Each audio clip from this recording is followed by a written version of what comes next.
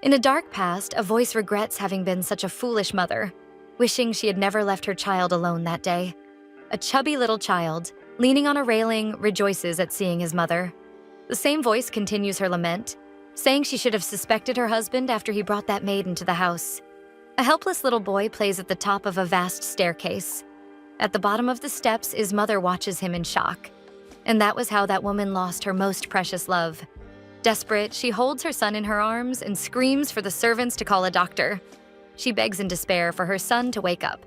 Meanwhile, the husband, half naked, looks at the scene while his mistress waits for him at the bedroom door. At the funeral, the mother, in her thoughts, realizes she should never have left her son in her husband's care, for all he does is make excuses, and tells her he was careless for just an instant, which she knows is a lie. She is deeply shaken and he only shows indifference. The blonde woman's name is Esther, and her husband, calling her closer, tells her maliciously that they are still young. She listens, horrified, as he says they can still have as many children as they want, completely indifferent to the young mother's loss. At that moment, upon hearing her husband's cruel words, she realized something within herself. Thinking for a while, she judged that things began to go wrong from that very day. 6 years earlier, Esther woke up abruptly, wearing a beautiful adorned green dress without recognizing the place she was in. The last memory she had was of a party the night before with her sister, before waking up in an unfamiliar room. Her hair was disheveled and her dress wrinkled. She looked worriedly at the man beside her. He snored loudly and tossed in his sleep. She looked at him, astonished, wondering what he was doing there. Despite the strange scene, Esther knew nothing had happened between them. Suddenly, a young blonde woman burst into the room screaming, saying it was a disgrace her sister was in bed with Gellert. Esther, alarmed by her sister's reaction, shouted back at her that it was nothing like what she was thinking, and that it was all a misunderstanding. Her sister, in tears, told her she could not believe she had betrayed her fiancé. The young woman in the green dress heard those words and was shocked by the accusation behind her sister. There was a commotion of people, among them, Esther's fiancé. Still in astonishment, Esther tried to explain the situation to the man, mentally hoping he would understand. After all, he was her betrothed. However, with a malicious look, he told her that he was disappointed and that he had never imagined she was such a wanton woman. Her sister in the pink dress discreetly clutched the arm of Esther's fiancé. Amid the distraction, Esther, unable to grasp everything that was happening, called her fiancé by name. Clifford? The people present there began to hurl all kinds of derogatory remarks at Esther, calling her unattractive, antisocial, and on top of that saying she pretended to be a saint but was actually a fox. Enraged, he said he would never allow such an immoral woman to become the Marchioness of Whittaker. Upon seeing her, now, ex-fiancé and her sister together, she finally realized what had happened. Then, suddenly showing passion, the man said that he had finally realized that there was more than one option to marry, and he looked passionately at Esther's sister, elegant in her ornate pink dress. At that instant, our protagonist realized she had been caught in a trap devised by cruel people. Clifford began to make an announcement before everyone, and then he declared that his engagement to Lady Esther was officially over. Our protagonist recalled that soon after, her marriage to Gellert had been arranged, as a way for her to take responsibility for her actions. It was a ceremony celebrated only by those who had set up that trap. Our protagonist, though beautiful in a wedding dress, wore a sad and desolate expression, as if at that moment she had to resign herself. Sometime later, Gellert, furious, argued with Esther about the young woman's request that he take care of the house while she was busy with her work. She begged him to please consider her words, for she was striving for their family. Night falls, and we see a large mansion with many doors and windows. Esther returns home after an exhausting day and comes across several papers scattered across the floor of the mansion. Her husband, Gellert, awaited her, with the house in complete chaos. He holds her by the waist, wearing a smug expression, and declares, "Household chores are for women, and no man should ever be subjected to cleaning a house. Besides, our child will be born in a few months, and it is inappropriate for the father of the child to do domestic work, don't you think?" After giving birth, life became even busier. She was called a workaholic who showed no maternal traits, but our protagonist ignored such people. She sees her husband's large expenses, sitting in her office, and thinks to herself that she would simply have to make up for what he spends. For that, she must silently ignore the rumors and insults. Her only comfort in that world is her son, Luca. She caresses her son, certain that the servants will treat him well while she is away. and she tells herself that she will do her best to raise him with comfort and happiness. At her work, she instructs the other young women to be meticulous when checking the flowers, for they are the most important ingredient of that cosmetic, and it must meet her expected quality. With a happy smile, she thanks them all and wishes them excellent work. The new product will soon be on sale, and the efforts of her team will be rewarded twice over after so much labor. Walking home, she feels relieved that Gellert is finally taking on his role in raising Luca, for he himself had taken the initiative to hire a maid, and now she would not need to worry about the baby as much as before. While the innocent baby walks near the staircase, a female voice warns Gellert that his wife is about to arrive home. But Gellert replies that he does not care about her, and that they can have some more fun. The baby, upon seeing his mother, rejoices and stands up.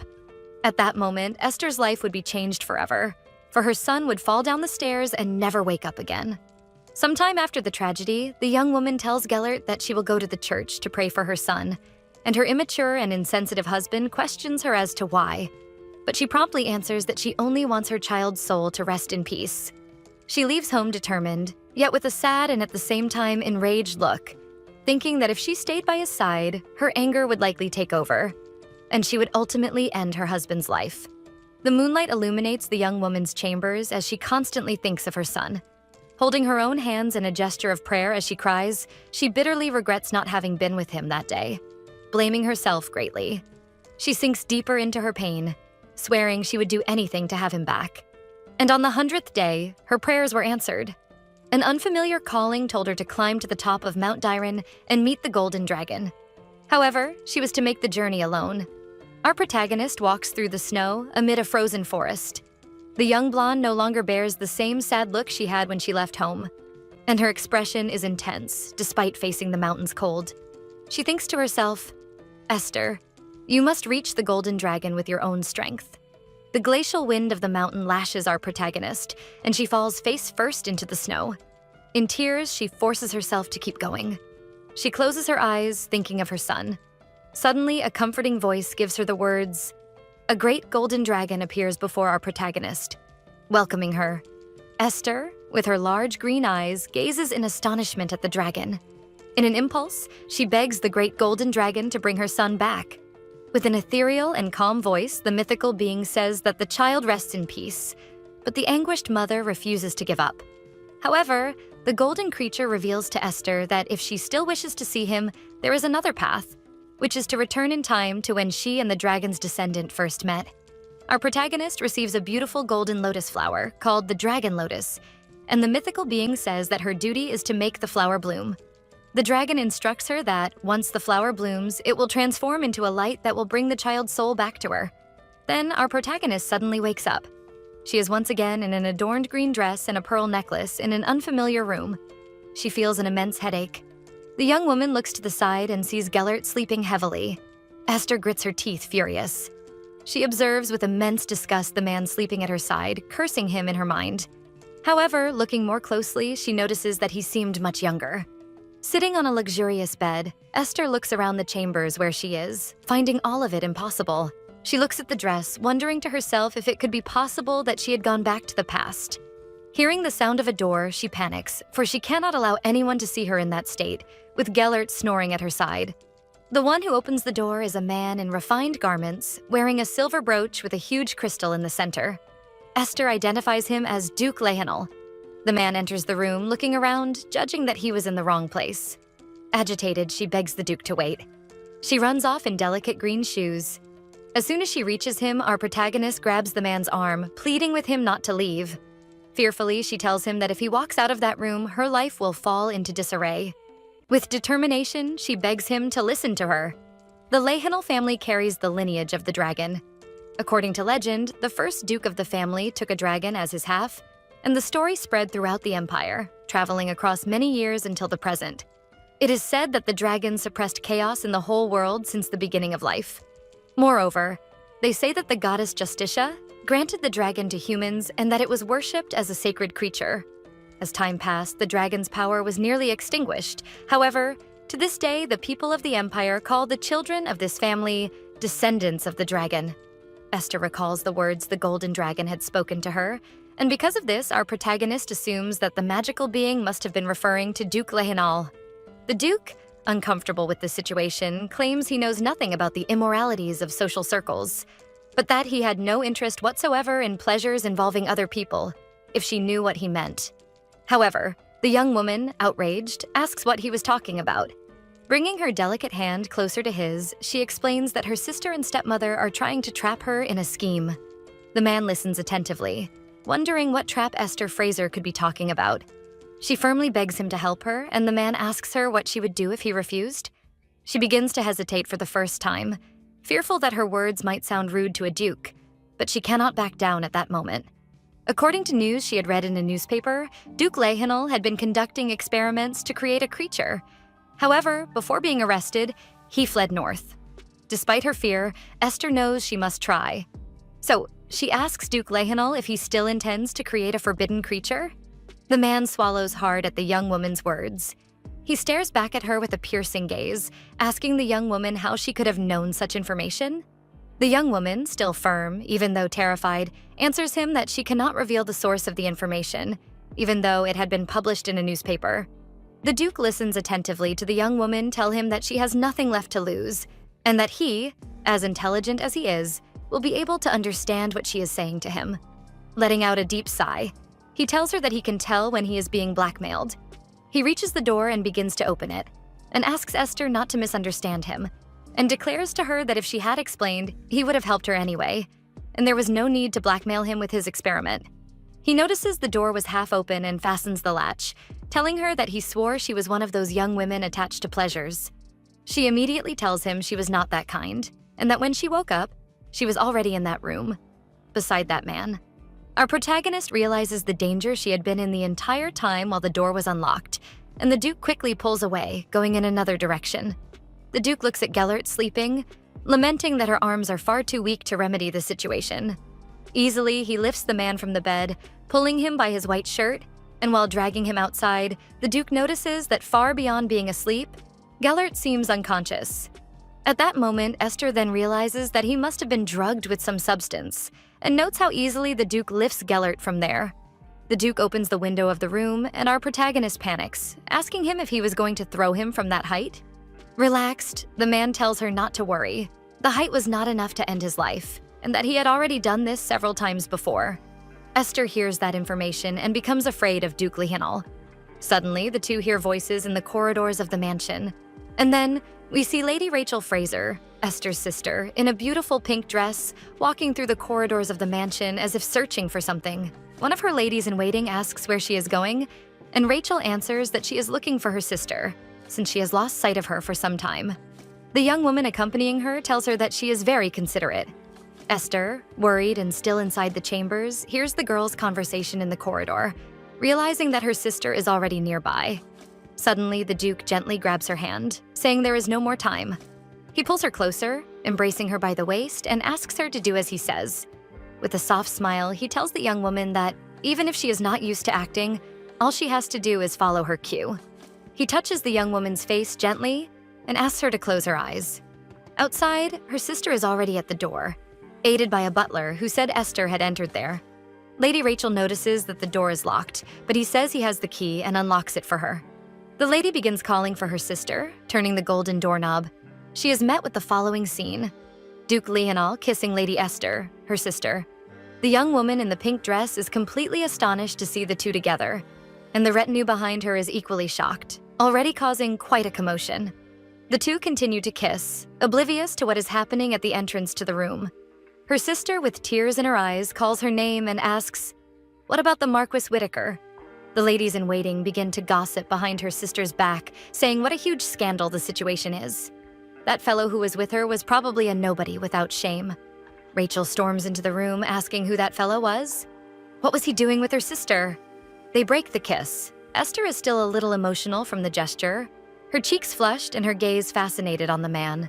Irritated by the interruption, Duke Lehinel asks what all the noise was about. The young women are shocked to discover that the mysterious fellow was the Duke. Satisfied with the commotion caused, Esther looks at the Duke and says they did a great job, to which he replies that they cannot disappoint the audience. Can they? Stepping toward the audience that witnessed the kiss, he declares that the nobody would like to finally introduce himself. He calls first on Lady Rachel Fraser. And in a determined manner, he tells the lady that she must never have known the word privacy in her life. And the strangest thing about all of this is that he remembers locking the door. The blonde lady does not give up and makes a tearful expression. After a brief pause, the young woman apologizes to the man and claims that she was only worried about her sister, Lady Esther. Rachel whimpers and sniffs softly, causing people to believe in her performance. They saying how kind her heart is and that she is a poor little thing. Maintaining his composure, the Duke of Lehenal confronts the young woman, claiming to be confused by that behavior. After all, why would she be crying? Or would she, daughter of an earl, have something to share with him? A duke. A little nervous about the scene, Esther recognizes that all of this will be a big problem when she returns home, for Rachel will tell everything to their parents. Although legitimately enjoying the whole situation, she delicately tugs at the Duke's sleeve. She tells him that everything is fine now, and he returns her smile. The man gently holds the young woman's face, declaring how truly kind she was. She feels relieved to see the friendly expression on his face, wondering to herself if that really was Duke Lehenal. Suddenly changing his expression, he turns to the crowd at the door of the room and asks everyone how long they intend to remain there. Everyone becomes extremely embarrassed and apologizes to Your Highness, except Rachel, who becomes furious at the Duke's words and ignores her lady-in-waiting, calling her to leave. The door closes with a heavy sound, and in the sumptuous room, only Esther and the Duke remain standing there in silence. She lets out a sigh of relief and thanks the man for having helped her. He chuckles lightly and asks her what the thanks are for if moments earlier she had been blackmailing him. Esther becomes angry at his reply. However, despite her reaction, she composes herself, making a curtsy to the Duke, offering her most sincere apologies and explaining to him that even within her family there is very little trust. Esther tells the Duke that even the Countess and the Marquis do not have much consideration for her. Our protagonist also reveals to him that her last salvation would be to marry the Marquis Whitaker, as promised by her grandparents. He remains silent while she tells him that she was afraid of falling into the trap prepared by them, thus losing her last thread of hope. Because of that, she panicked, and once again apologized to him for her earlier words. The Duke tells her that it was no problem and that it was time for them to go to the ground floor of the mansion. However, Esther does not seem to quite understand. He patiently explains to her that if they stay in the room any longer, new rumors will spread, and she acknowledges that it is true. The man observes her silently as she adjusts her hair, and in his thoughts, he wonders if she was often subjected to traps like that. He extends his hand to the young woman, and she asks him if he will escort her downstairs. He asks her if she would prefer to go alone. Holding his hand, she tells him that she used to hear that he was very cold with ladies, but now she realized they were all false, for he was very kind to her. With a gentle smile, she tells him that no one had ever treated her with such kindness. He is surprised to hear the young woman's words. Leading her through the elegant corridor, he suggests that they continue with that farce, since they had come this far. Esther asks him what that was about, confused. As they walk along, the Duke suggests that they dance at least one song or two, but the young woman does not understand the reason for it. He finally explains to her that if they do not persist with it, Esther's sister will probably continue to doubt her. Astonished by his cunning, our protagonist asks him how he can know the nature of her sister having met her only that day. The man simply answers her that foolish people think in similar ways. That kind of people cannot stand seeing others happy, so they become devoted to making others' lives miserable. Esther clears her throat, apparently agreeing with the Duke's words. Somehow, our protagonist seems to have felt heard. He continues with his speech, telling Esther that there is still a chance Lady Rachel will doubt their relationship, so he allows her to call him by his first name, James. However, the young woman tells him that it could cause an even greater scandal if she did not call him Your Highness. But he counters her argument, telling her that the scandal had already been planted since they were caught kissing behind closed doors. The young woman, trying to dissuade him from the idea, says that she is trying to tell him that in that way, people would really think that they were lovers. Still walking through the corridors, James asks her if she would be upset if there were rumors that they were lovers. Esther tries to redeem herself, saying no. He, with a handsome smile and beautiful blue eyes, tells her that then there was no problem at all. He asks her to try calling him James. Esther, hesitant, thinks that she was satisfied with the kiss, but that she feels very embarrassed to call him by his first name. Apparently, our protagonist had never experienced anything like that, and then, timidly, she calls him James.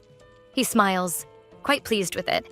In a beautiful golden hall, many people are enjoying themselves at a very formal ball. Women gossip about having caught the Duke of Leonal kissing that ridiculous Esther. After all, for that society, he was a man of the highest class, unattainable and elegant. The ladies sigh just at the thought of him. They exchange malicious words, claiming that they would be better choices for the Duke, and that with all the situation that had happened, besides being presumptuous, he had terrible taste in women. The young women continue conspiring, coming to the conclusion that perhaps that is the type of woman the Duke likes. The conversation continues, and they talk about how one of their brothers told them that some men approach horrible women only to use them and discard them. A man passing by overhears fragments of the women's conversation and thinks that then everything made sense. Other men at the ball approach him, asking what he could be talking about, and the young man promptly answers that he found it all strange, for Duke Lehenal was as stubborn as his predecessor, and it was odd that he had never experienced a scandal before. The man, as malicious as the young women, comments frankly that he judged it would not take even a month for the Duke to tire of Lady Esther Fraser. Beside him, a red-haired young man listens to the conversation and seems slightly annoyed. He takes a sip of his wine, thinking of Esther Fraser and James Lehenal. This man is Marquis Clifford Whittaker. Clifford gives a malicious smile, questioning whether James had his heart stolen by his fiancée. He remembers that young Lehenal had great achievements from a very early age, when he created a magic circle at only 5 years old. The young man had also refuted the theory of a professor at the Royal Academy when he was only 8. And when at only 15 years old, the young man was already fighting with swords like a specialist. Meanwhile, some mothers complained that their sons did not have the same mastery. James Lehenal did not seem to be very appreciated by his classmates. However, Clifford presumptuously thinks about the fact that Esther had always been in love with him and that she was desperate to have his affection. The nobleman is very cunning and in his thoughts devises ways to make Esther dismiss James. For if he seduced her correctly, no matter how serious the Duke was about her, he was sure that she would choose him. He sets his wineglass down on a marble table. The Marquis then plans to send an interesting gift to Lady Esther soon. Duke James Lehenal and Lady Esther Fraser become the center of attention at the ball as they walk among the guests. The people are astonished to have seen the two of them cross the doors together. The young woman walks beside James and laughs sweetly while giving him little taps on the shoulder. And leaving everyone surprised, the guests notice his arm wrapped by her. Our protagonist cannot help but notice the commotion surrounding them, realizing how efficient the Duke's plan is. Delicately, he takes Esther's hand, kisses it, and asks if she would do him the honor of granting him that dance. She prepares to happily answer the Duke's request, this time almost calling him by his title. But she quickly corrects herself, calling him James while blushing slightly. In the background, there is chatter from people who find that an outrage. Before dancing, they walk through the immense golden hall and discreetly James praises Esther's performance, especially when she called him by his name. And the young woman thanks him for the compliment, telling him that she had practiced while they descended the stairs. He takes her in his arms to finally begin the dance. Esther worries about not being very good at dancing faster songs. The man reassures her, saying that she could dance however she could, and if she had difficulties, she could follow his steps. The two begin to dance a beautiful waltz played by the orchestra, and immediately Esther feels relieved that it is not a fast melody. With a determined expression and blushing cheeks, the young woman tells him that she will be fine and that she would not let him lead the whole time. He smiles, asking if her whole face is red because she is nervous. Our protagonist is caught off guard by James's attractive boldness. He pulls her by the waist, bringing their bodies closer, and asks Esther to follow his steps.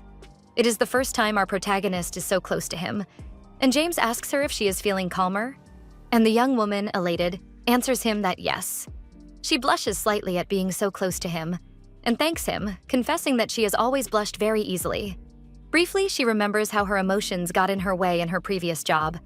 When she was much younger, if she revealed how nervous she was in a business meeting, all the men would look down on her. So every time she had that kind of appointment, she applied heavy layers of makeup to hide her blush. However, the makeup was always of poor quality, which made our protagonist's life difficult.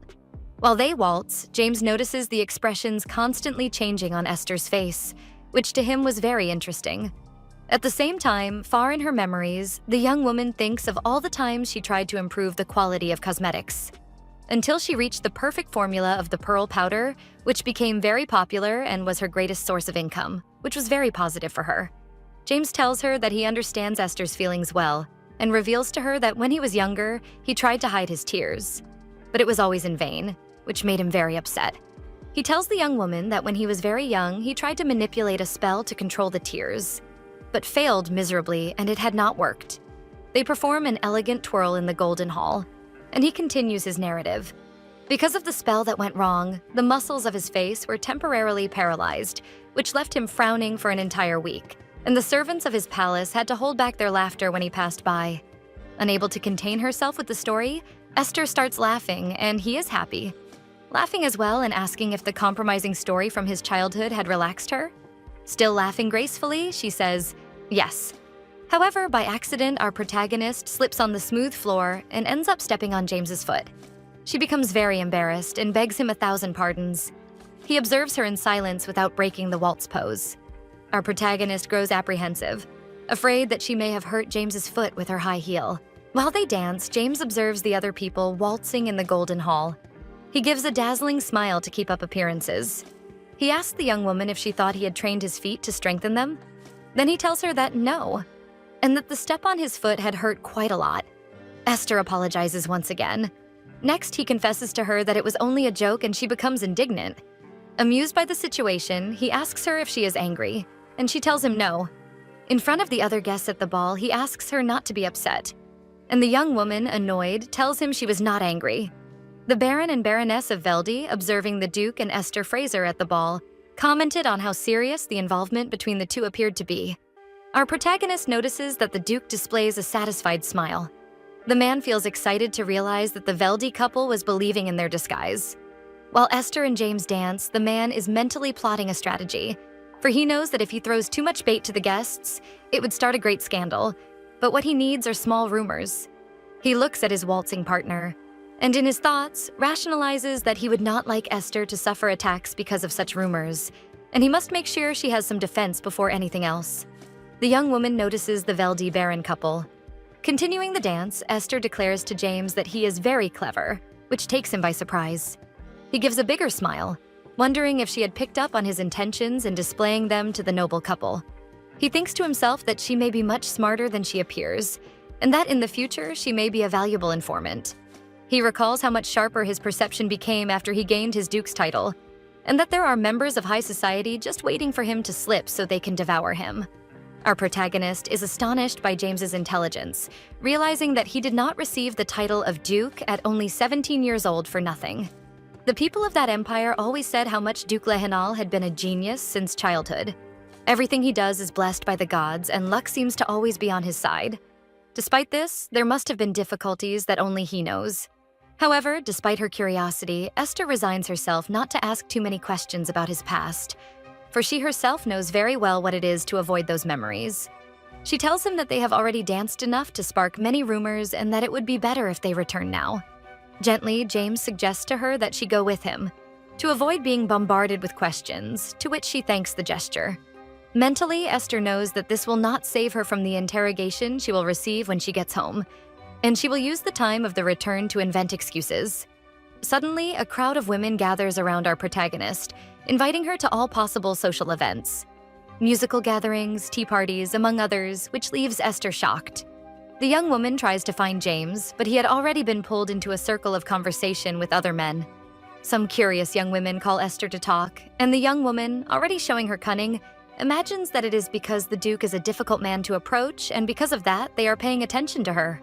Esther barely sits down in one of the luxurious chairs, and one of the young women asks her if she will attend the tea party next week, and our protagonist, who was already ready to decline all invitations, changes her mind. She begins to give a smile with an air of mystery, and she thanks the lady for the invitation, but delicately explains that her mother does not yet allow her to attend social events. The young women are dissatisfied with the answer and argue that Lady Esther is already an adult and that her mother does not need to be so overprotective, since they themselves heard that her sister can attend as many events as she wants. Upon hearing such words, Lady Rachel Fraser becomes enraged. Trying to fix the situation, her younger sister approaches, claiming that the ladies would get a wrong impression of the situation. In a demonstration of cruelty disguised as kindness, Lady Rachel tells her sister that their mother did not let her go out much, for she did not receive many invitations and that many would invite her to events with bad intentions, and that their mother was only worried.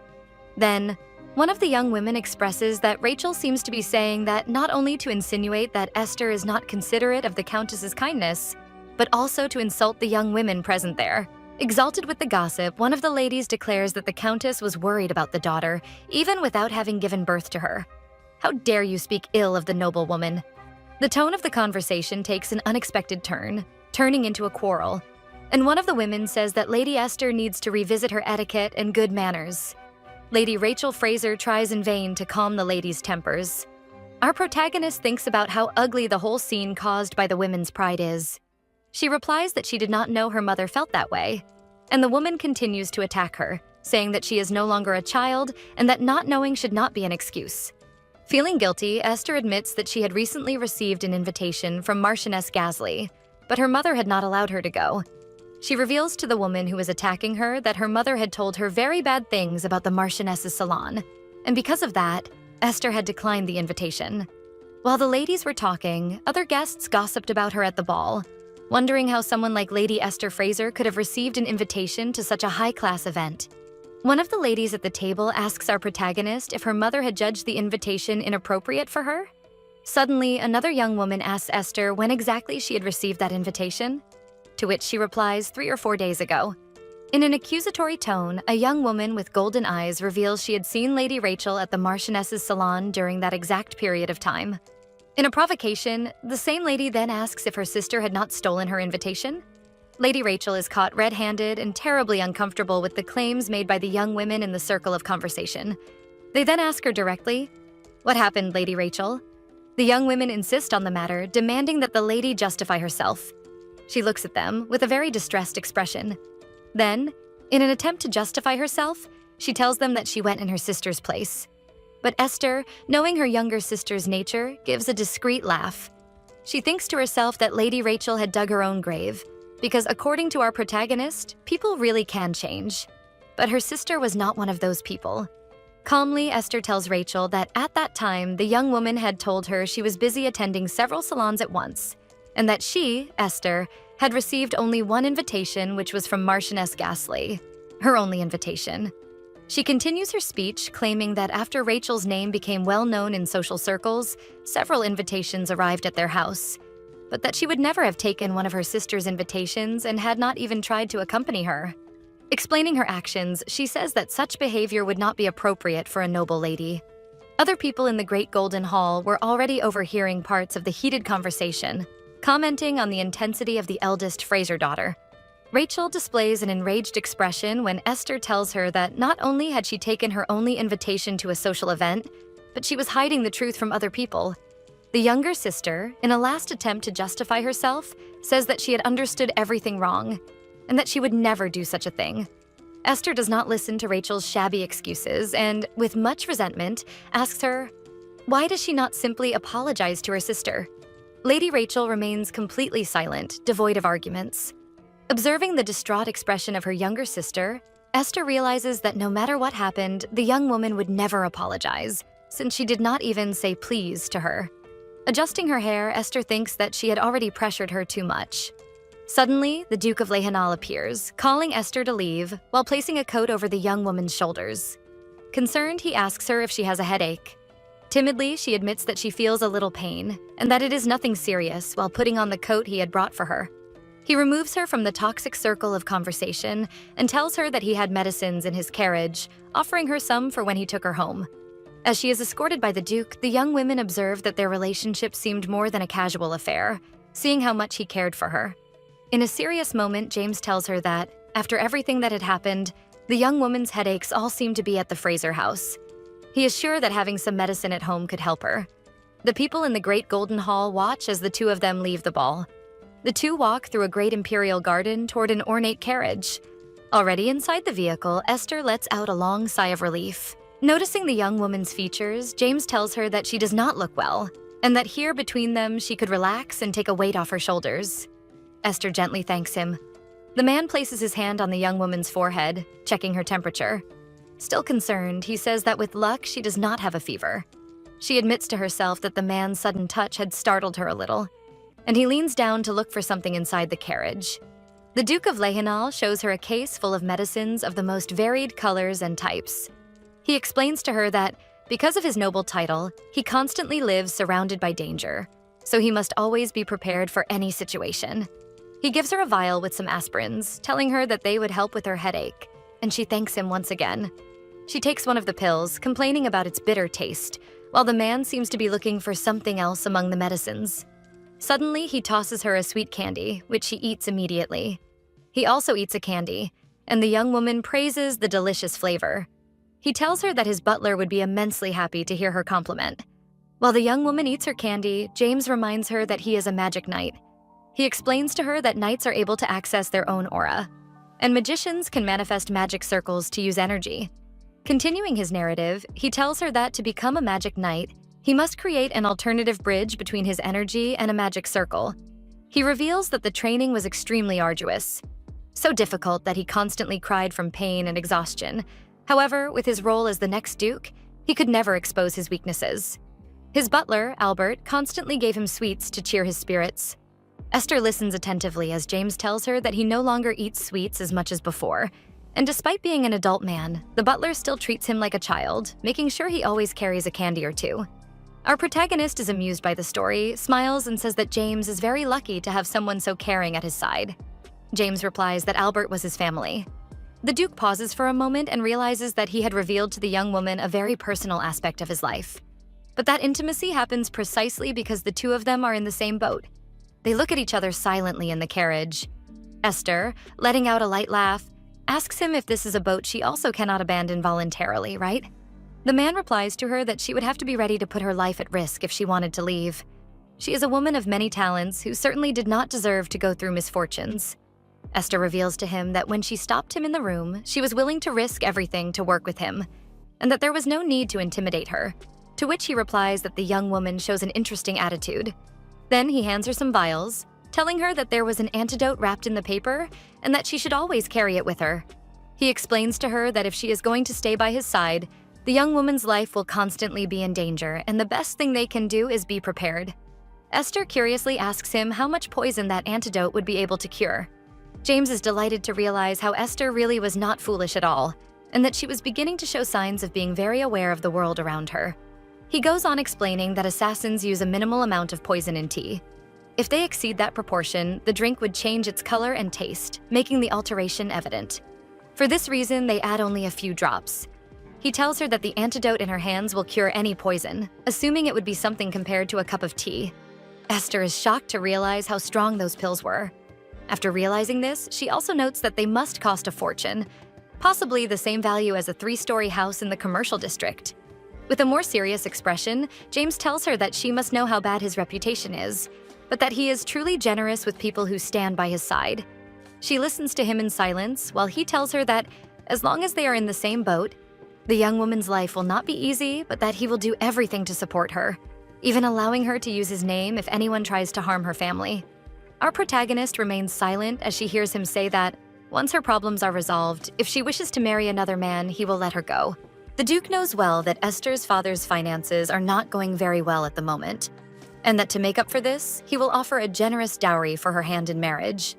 In addition, he has saved money so that she may have her own shop, and when they marry, she may take over the business. Esther analyzes the situation, realizing that he is trying to bribe her with money and a stable future, so that she remains loyal to him, despite having only known him for a few hours. Our protagonist becomes radiant with joy at the Duke's proposals. She calls him Your Highness, which confuses him since he had explicitly asked her to call him by his name. Then, displaying an expression of pure enchantment, she replies to him that he is practically her boss now and that she cannot simply call him by his name. He listens to everything, very surprised. The man gives her a smile and says that he greatly enjoys seeing a lady like her with such attitude. Very clever, taking advantage of the conversation about future business, Esther asks him if he could tell her about the experiments he had been conducting. He, still smiling, says that he will share with her whatever she wants to know. In a palace far from there, a female voice asks another person to prepare a lavender honey tea for Lady Rachel to drink as soon as she arrives home. Sitting in a sumptuous armchair, we see a noble lady who is Countess Patricia Fraser, mother of Lady Rachel and Lady Esther. She awaits the return of her youngest daughter, eager to know how her day had been. With a malicious expression, she says that from that day on, her youngest daughter will finally receive her rightful place as the next Marchioness Whittaker. She will not allow that dull Esther to become Marchioness. How could she let the young woman, and not her own daughter, receive such a noble title? After all, she knew that Marcus Whittaker did not care for Esther and only had eyes for her beautiful Rachel. Her precious daughter, Rachel. She could hardly wait to see her and hear her tell of her adventures that day. A servant announces the arrival of Lady Rachel. With a desperate expression, Rachel abruptly enters the chambers, calling for her mother. She throws herself into her lap with tears in her eyes and asks her mother what she could do. Rachel then reveals to her mother that Esther had ruined her plans. Quite far from there, in a beautiful carriage, James asks Esther about the golden dragon she had seen in her dreams. He listens as the young woman tells him what the magical creature had said to her, and that the dragon wishes for the Duke's experiments to succeed one day. Our protagonist knows that he is talented and a strong ally. However, she cannot tell him that she has gone back in time, for it is too dangerous. She watches him with a serious expression and crossed arms, wondering if he really believes her, despite the crazy stories. James, with a somewhat stern expression, says that he feels happy that the golden dragon shares the same feelings as he does. Esther replies that she had no expectations that he would believe her immediately, and she had not told him her dream before because she did not want him to trust her without any proof. The young woman tells him that the golden dragon had shared the future with her, and he shows curiosity to know what it is about. She falls silent and swallows hard. Our protagonist reveals to James that very night, a thief will enter Marchioness Gasly's mansion, intending to steal her works of art. Esther tells him that if this information proves true, she asks him to send a carriage to the Fraser mansion tomorrow, and then the two of them can discuss the details of their alliance. James observes the young woman and reflects silently on everything she had told him. Our protagonist also stares back at him, evaluating the situation. Then suddenly she asks him if he would be capable of stopping the thief? Such a question leaves James very surprised. He then reminds her that not long ago the Marchioness had invited her to her mansion, correct? He asks her if she is trying to create some connection with the Marchioness, since the Fraser and Gasly families did not have many ties, to which Esther promptly replies that such ties do not exist, but that during a party, the Marchioness spoke with her. The young woman tells him that the noble lady was a good person, and for that reason, Esther had made her a pearl bracelet. However, Esther was very surprised to receive the invitation to visit her at her mansion. The truth about the invitation, however, would only be revealed much later. James decides to help her capture the bandit since the Marchioness had been kind to her, and doing this would be like repaying her kindness.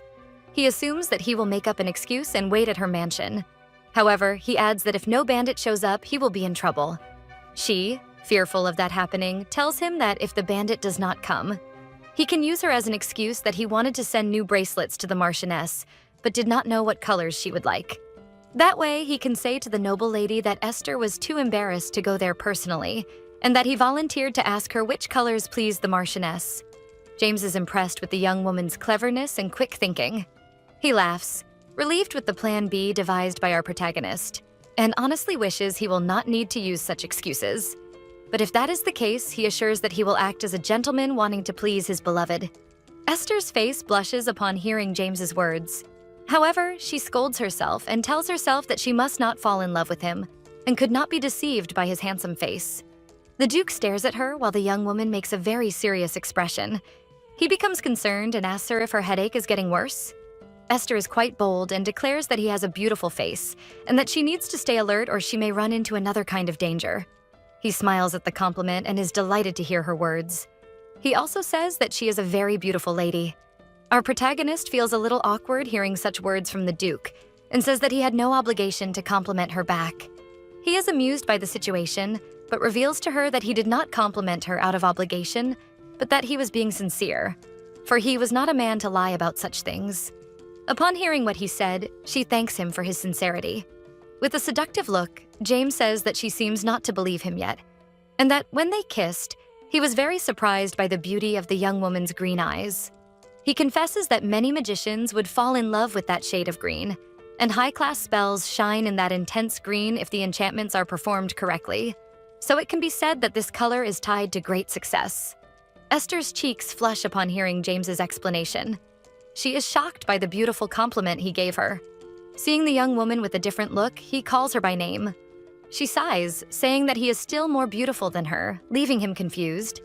Then, Esther exclaims and says that he is so handsome that if people had the same features, cosmetic companies would go bankrupt. The ladies in the capital would do anything to have the same skin and beautiful eyes he has.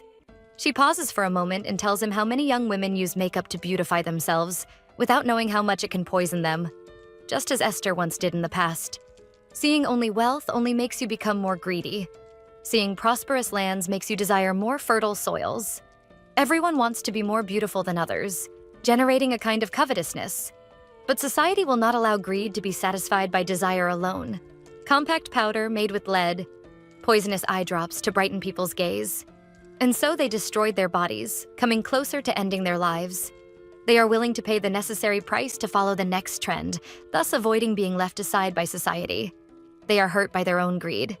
After getting married, Esther's life turned into a whirlwind, and it was only when she stepped away from high society that she realized that true happiness does not come from a beauty standard that destroys your body. The judgments and compliments of others will all vanish at the end of the day when you remove your makeup. Esther was reflecting in her office, wearing elegant night clothes. Suddenly, something caught her attention, and she looked up. Happiness cannot be found in what we see on the outside. Luca sleeps in his little crib. While watching her son sleep, Esther declares that if you only care about appearances, then one day you will realize how truly unhappy you are. James reflects that if someone seeks happiness only in appearances, they will surely end up unhappy. Wow. The Golden Dragon prefers people with unique characteristics, a rare kind of people who possess a strong heart and never give up. James smiles and tells the young woman that now he understands why the Golden Dragon had chosen her. She is surprised and asks the man why. And he replies that she is an interesting and tough woman. For a moment, she remembers the bad memories with her husband, Gellert, in another life, when he told her that she was stubborn. Our protagonist immediately starts to sulk. Esther, upset for having remembered the past, thinks that, looking at the whole picture, throwing Gellert out the window had been the best choice, and she wishes he had broken at least 1 or 2 legs. James enjoys watching the young woman's expressions. She realizes that James is laughing out loud, but she cannot understand why. She asks him if he finds her interesting, to which he promptly replies that if she is not an interesting woman, then no one else in the world would be. The carriage stops in front of the Fraser mansion. James politely helps Esther down from the carriage, and they exchange smiles. Leading her by the hand so that the family's butler could see, he takes the opportunity to ask her if she would like help with any other matter, besides the one involving Marchioness Gasley. Without letting go of his hand, Esther tells him that she has already lived 21 years in darkness and gives him a grateful look.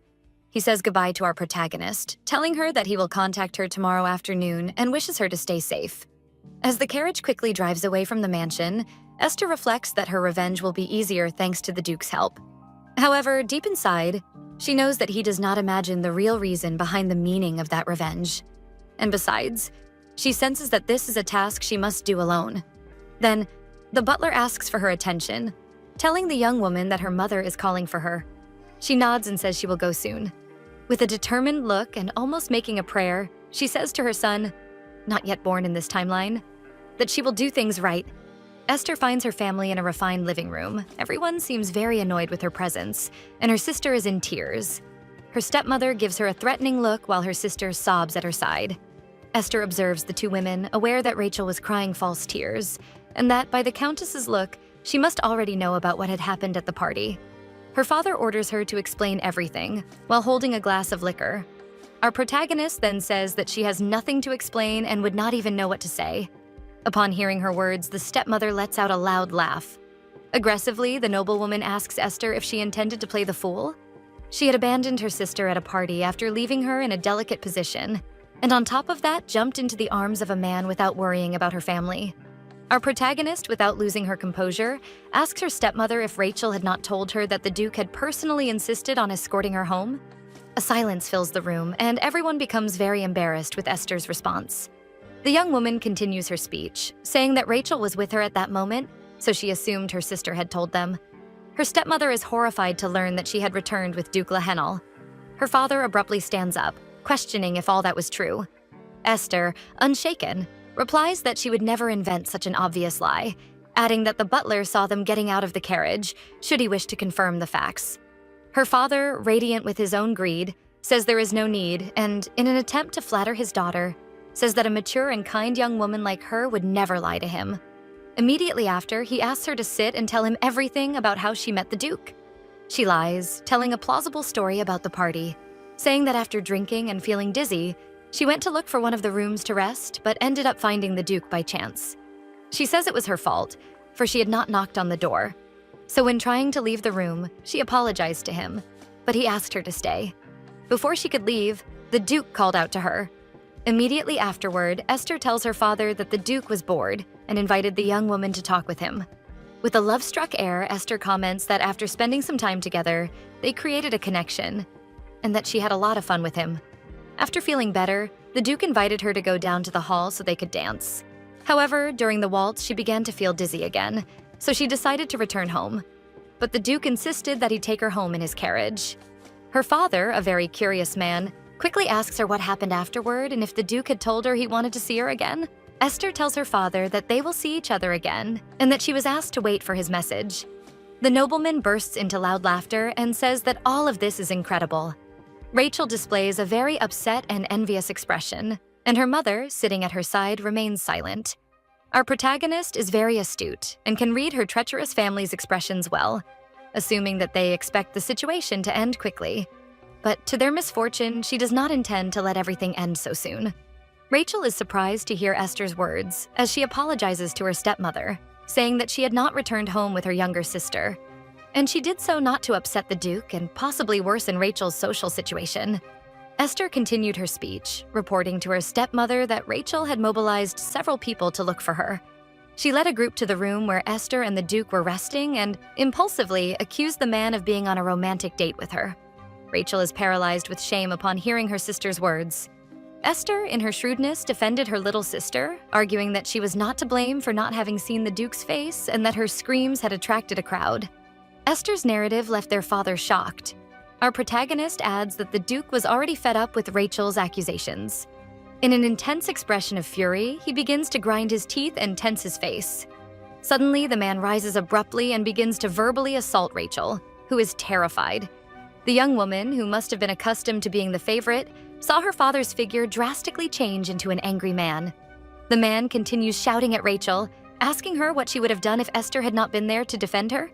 But the young woman tries to defend herself, justifying that there was no way to know that the young man was the Duke.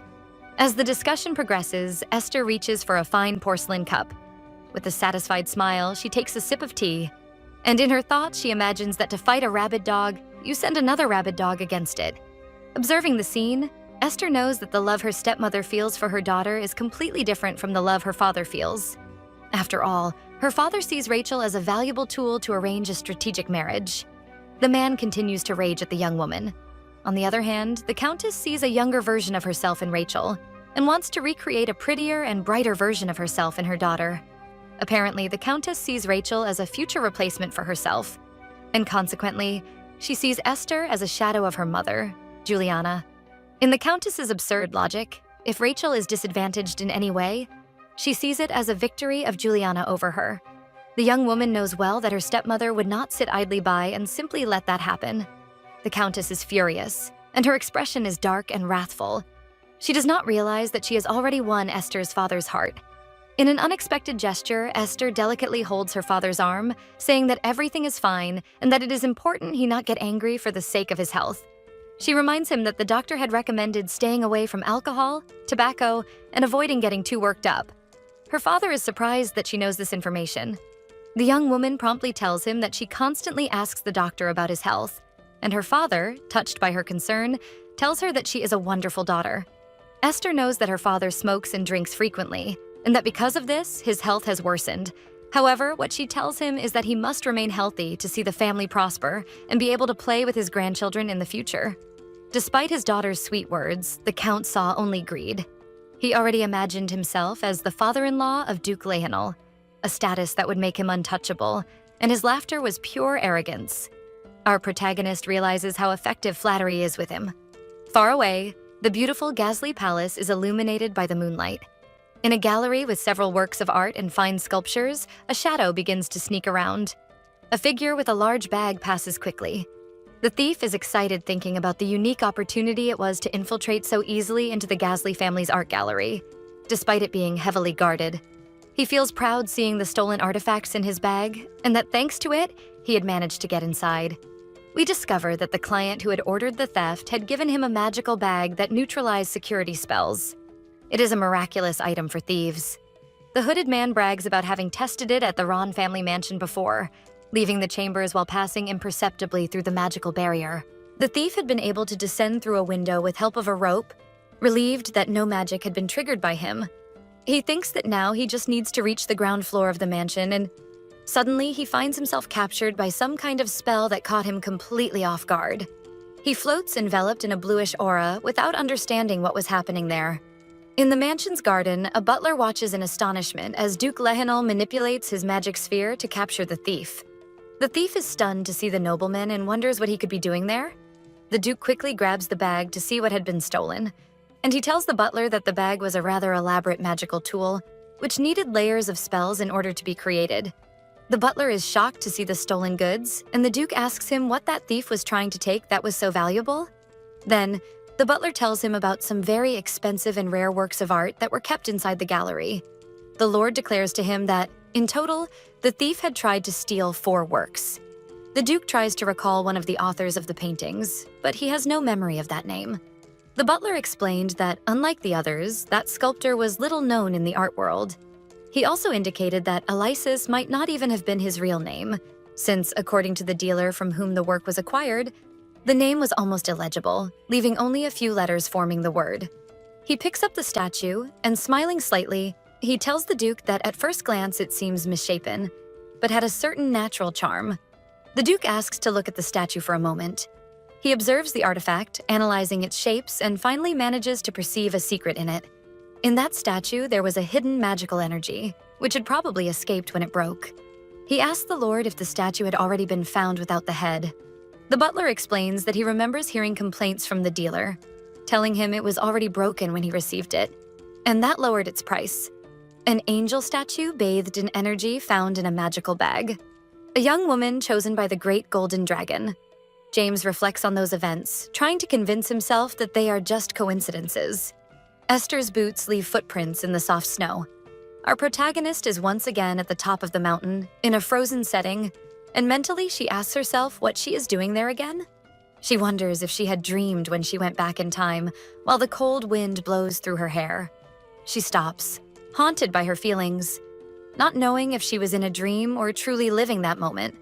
In a gesture of faith, Esther begins to pray for the golden dragon to allow her to see her son again, swearing not to waste her second chance at life. In her bed, the young woman cries while she sleeps. Inside her, the only desire is to see her dear son again. The morning sun illuminates an elegant room. Breathless, Esther suddenly wakes up. Relieved, she realizes that she is in her chambers, realizing that it had all been a dream. Getting up from bed, Esther wonders what time it is after all. The young woman walks to a large window bathed in sunlight. She hopes that the Duke managed to capture the thief at the Gasly mansion, because that will prove that she can change the future with the knowledge of the past. At first, Esther was concerned with making the dragon lotus bloom, because that way she could have her revenge and see Luca again. However, the situation had changed now that she had decided to cooperate with the Duke's plans. If she can use her knowledge through him, she imagines she could prevent many catastrophes of the future. She then decides to organize everything she already knows. Pulling a chair to sit down, she thinks she needs to remember everything that will happen in the next 6 years. With a quill, she begins to note the events. A flood in the south, and a pandemic. Illegal drugs that were spread in poor areas. What else could happen again? Satisfied after writing what she needed, she thinks that should be enough for now. She takes the papers where she had written, folds them quickly, and throws everything into the fireplace, for unfortunately there was no way to trust that her stepmother and Rachel would not meddle with her things. Suddenly, the young woman hears someone knocking on her bedroom door. It is Sasha, her maid, and she brings an elegant cart. The young woman had brought her a bowl of water for Esther to wash her face in the morning newspaper. While our protagonist washes her face, Sasha tells her that the chef had prepared omelets and asks if she would like one. Drying her face, Esther realizes something. In the newspaper, there was a headline in bold saying that they had caught a thief who had tried to infiltrate the Gasly mansion. The butler had noticed the movement and acted quickly. Excited, Esther grabs the newspaper to read the news better and declines the traditional omelet. Instead, she would like an omelet made with egg whites, and Sasha watches her, slightly confused. Finally, she asks for a cup of coffee and dismisses the maid. When left alone in the room, Esther recalls that there is nothing better than egg whites to get rid of dark circles. A good omelet would also help reduce some inflammations.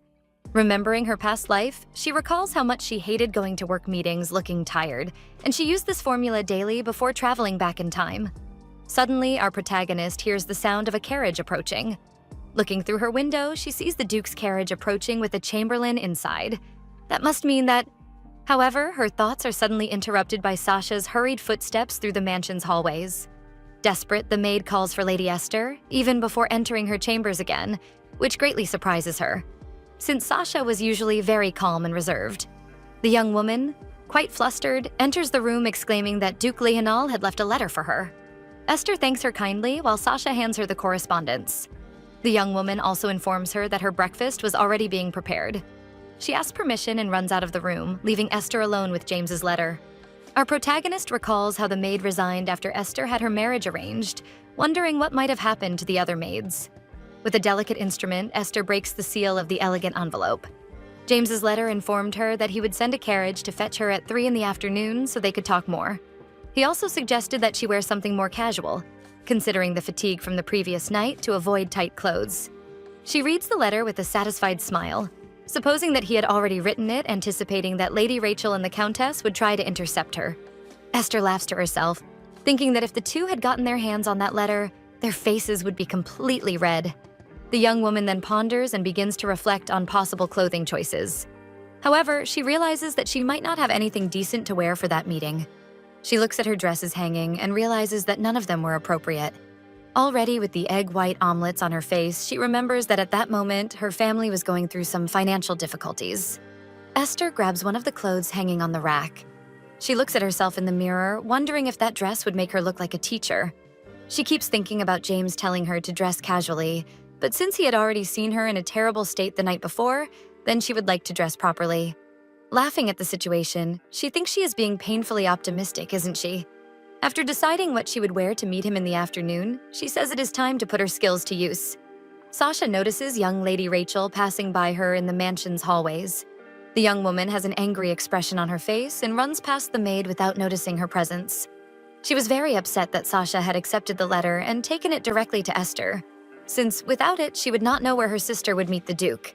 As she walks hurriedly in her delicate shoes, she wonders why her father and the Duke were turning their attention to her older sister. Lady Rachel Fraser was our protagonist's half-sister, and she came from a less privileged family, having neither wealth nor titles. Since childhood, she had to make herself prettier than other young women, having to pretend to be a generous and perfect woman. However, such performance also came with much stress. For when she was alone, such tension turned into irritation and resentment. At first, she took out her anger on the maids and butlers. She blamed broken cups on some unlucky maid and, even worse, tricked the butlers so they would not complete their tasks, so they would be punished. However, one fateful day, Rachel found Esther alone. With a malicious smile, the young woman's evil intentions were carried out on her older sister, who, unfortunately, had no one to tell. Rachel finally realized she had a toy on whom she could play her tricks at home. Rachel is deeply irritated by her sister's change of personality, since Esther had managed to reverse yesterday's situation. Upon arriving, she begins to devise a new strategy, since before just a few words were enough to destroy her older sister's self-confidence. So even if she left with the Duke, Esther would not be able to focus on him. Tormented, Rachel wants to find her at all costs. In the mansion's hallway, Esther calls out to Rachel. With a carefree expression, our protagonist asks her younger sister what she was doing there. At the top of the staircase, Rachel looks in astonishment at her sister downstairs. Rachel is somewhat unsettled to find Esther already ready to leave. Esther asks her what the problem is. Descending the stairs, Rachel tells her that she was different from usual. The young woman promptly replies that she used to wear a lot of heavy makeup, so that day she had decided to use something lighter. Did it look strange to her? Esther's attitude surprised Rachel.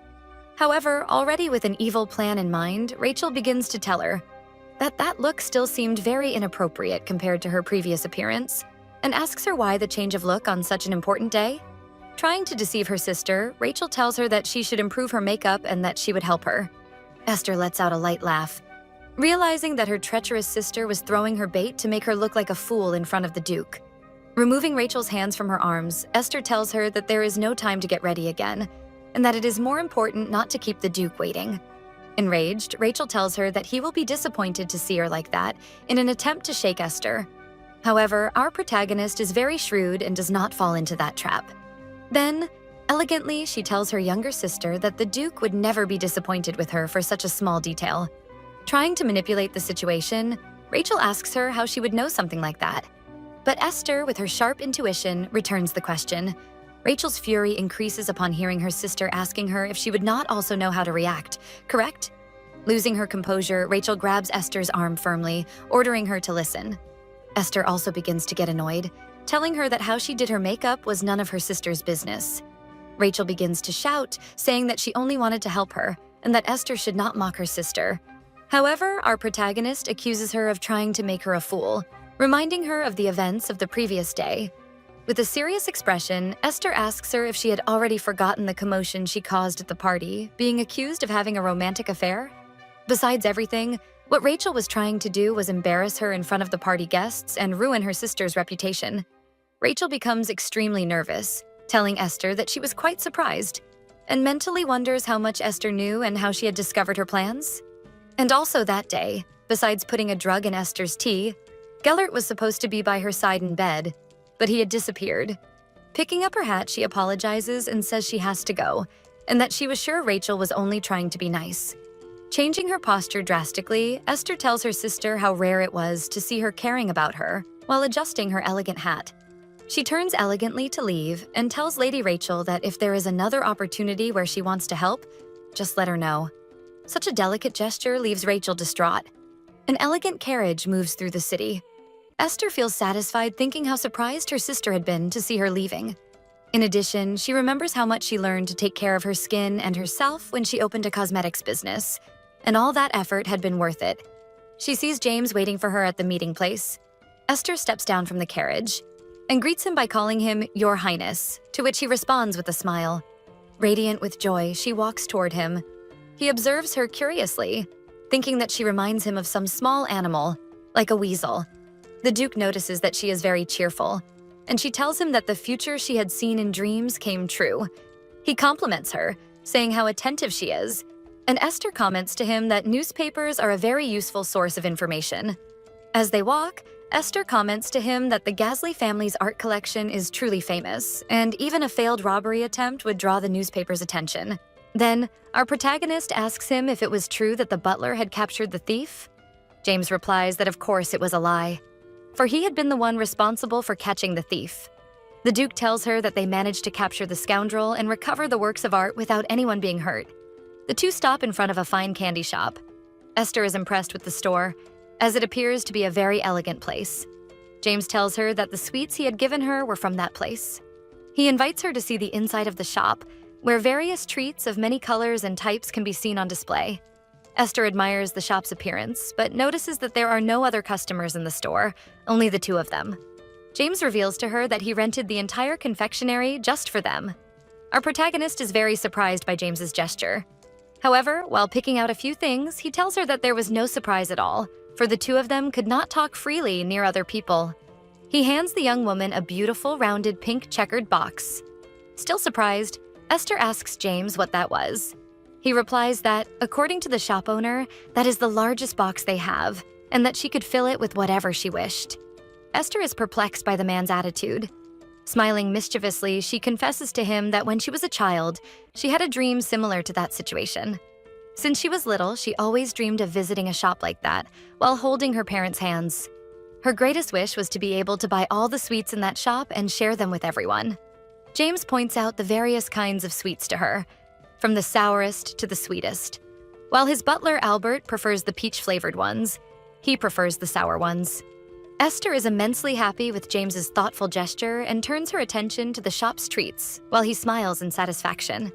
Meanwhile, in his thoughts, James recalls that through the reports he had received, apparently the Fraser family treated Esther as an intruder. He had learned that many times they treated her as if she did not exist.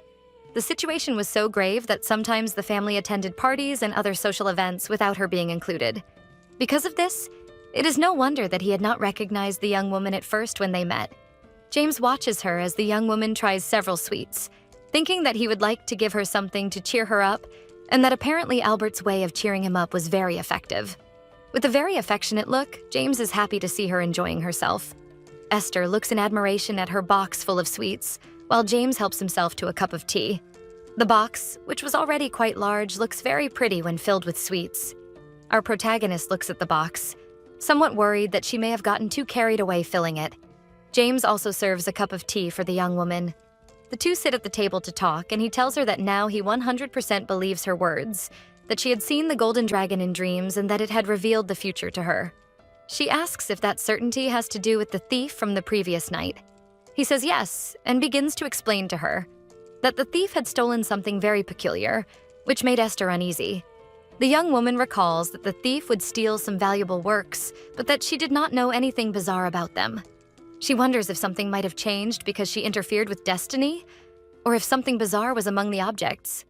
Esther asks James what was so bizarre among the stolen pieces. He explains that all the works were made by famous artists, except for one of them.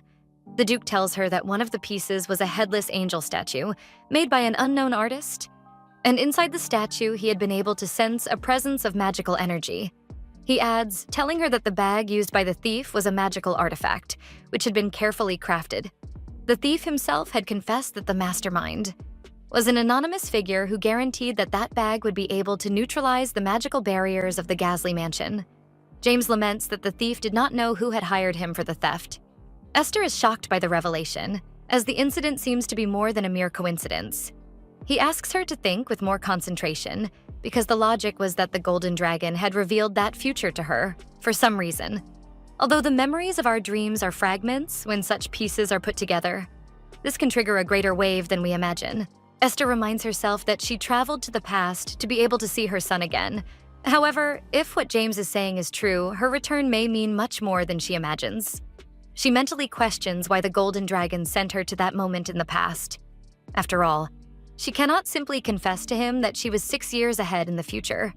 In her thoughts, Esther resigns herself that at that moment she must do whatever is within her reach, and that there is something she must prevent from happening at all costs. She tells James that the golden dragon revealed to her that it was making a bet with the other dragons, a silly game. The young woman knows that dragons like to bet among themselves. It is something portrayed in stories of books and plays, and it should not make James suspicious of her. He asks her what that bet was about. Esther replies that such a bet encompasses the entire continent they live in. Basically, if the Duke's magical experiments prove successful, the second prince will inherit the throne, having the power to bring peace to the territory. However, if the Duke fails, the first prince will ascend the throne, and monsters will invade the lands, destroying everything. James becomes distressed in the face of such a prophecy. Esther tells him that the golden dragon showed her a vision of the empire in ruins. The young woman tells him that the mythological being desires a future of peace, and because of that, it bet on him and wishes success for his experiments. Distressed, James replies that everything seems simple, but now the fate of the entire empire is in his hands. For somehow the dragons had too much free time to make risky bets like that. Esther swallows hard, thinking that for him it will be very difficult to succeed so abruptly. Despite that, the young woman has an ace up her sleeve, which is the information she brings from the future. Without further delay, she tells him that to create the essence of the spell, he needs a white crystal as a support for the other magical pieces. She explains that a white crystal will keep the essence stable. In her previous life, Esther recalls that when the news of the experiment went public, Duke Leonal and the second prince were falsely accused of treason. However, just before the prince gave the orders for them to be taken, miraculously the experiment was completed, and the Duke escaped unscathed from the empire. Because of the situation, the first prince had given an order to seal all the mines throughout the empire, and to confiscate all the white crystals that were for sale. Even so, the Duke was able to obtain the white crystals. Esther recalls that at that same time, one of the bottles of her best-selling perfumes was made with that crystal. Based on the circumstances of that moment, she reasons that the white crystals played an important part in the experiments. Because of that giant mess, she could no longer produce more perfume bottles, even though she herself had designed them. She had worked so hard. She apologizes for not being able to provide James with more information on how to combine the ingredients.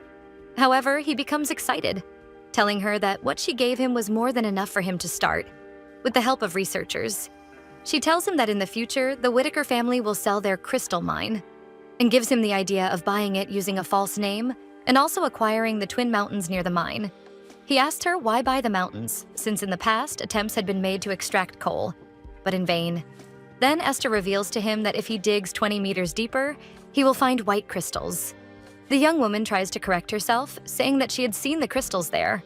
She advises him about coming up with a plausible excuse, so that the nobles could sell him the mountains without suspecting anything. Then he reasons that if he gets a mine, the experiments will be easier. She observes the man's meticulous expression. He did not seem very sure how to use the crystals. James was lost in his thoughts, absorbing the information Esther had told him. Our protagonist remembers that when creating a new item to sell in her shop, she always got lost in strategies and, in those moments, only wanted to go home as quickly as possible. She suggests to him that they end the day there.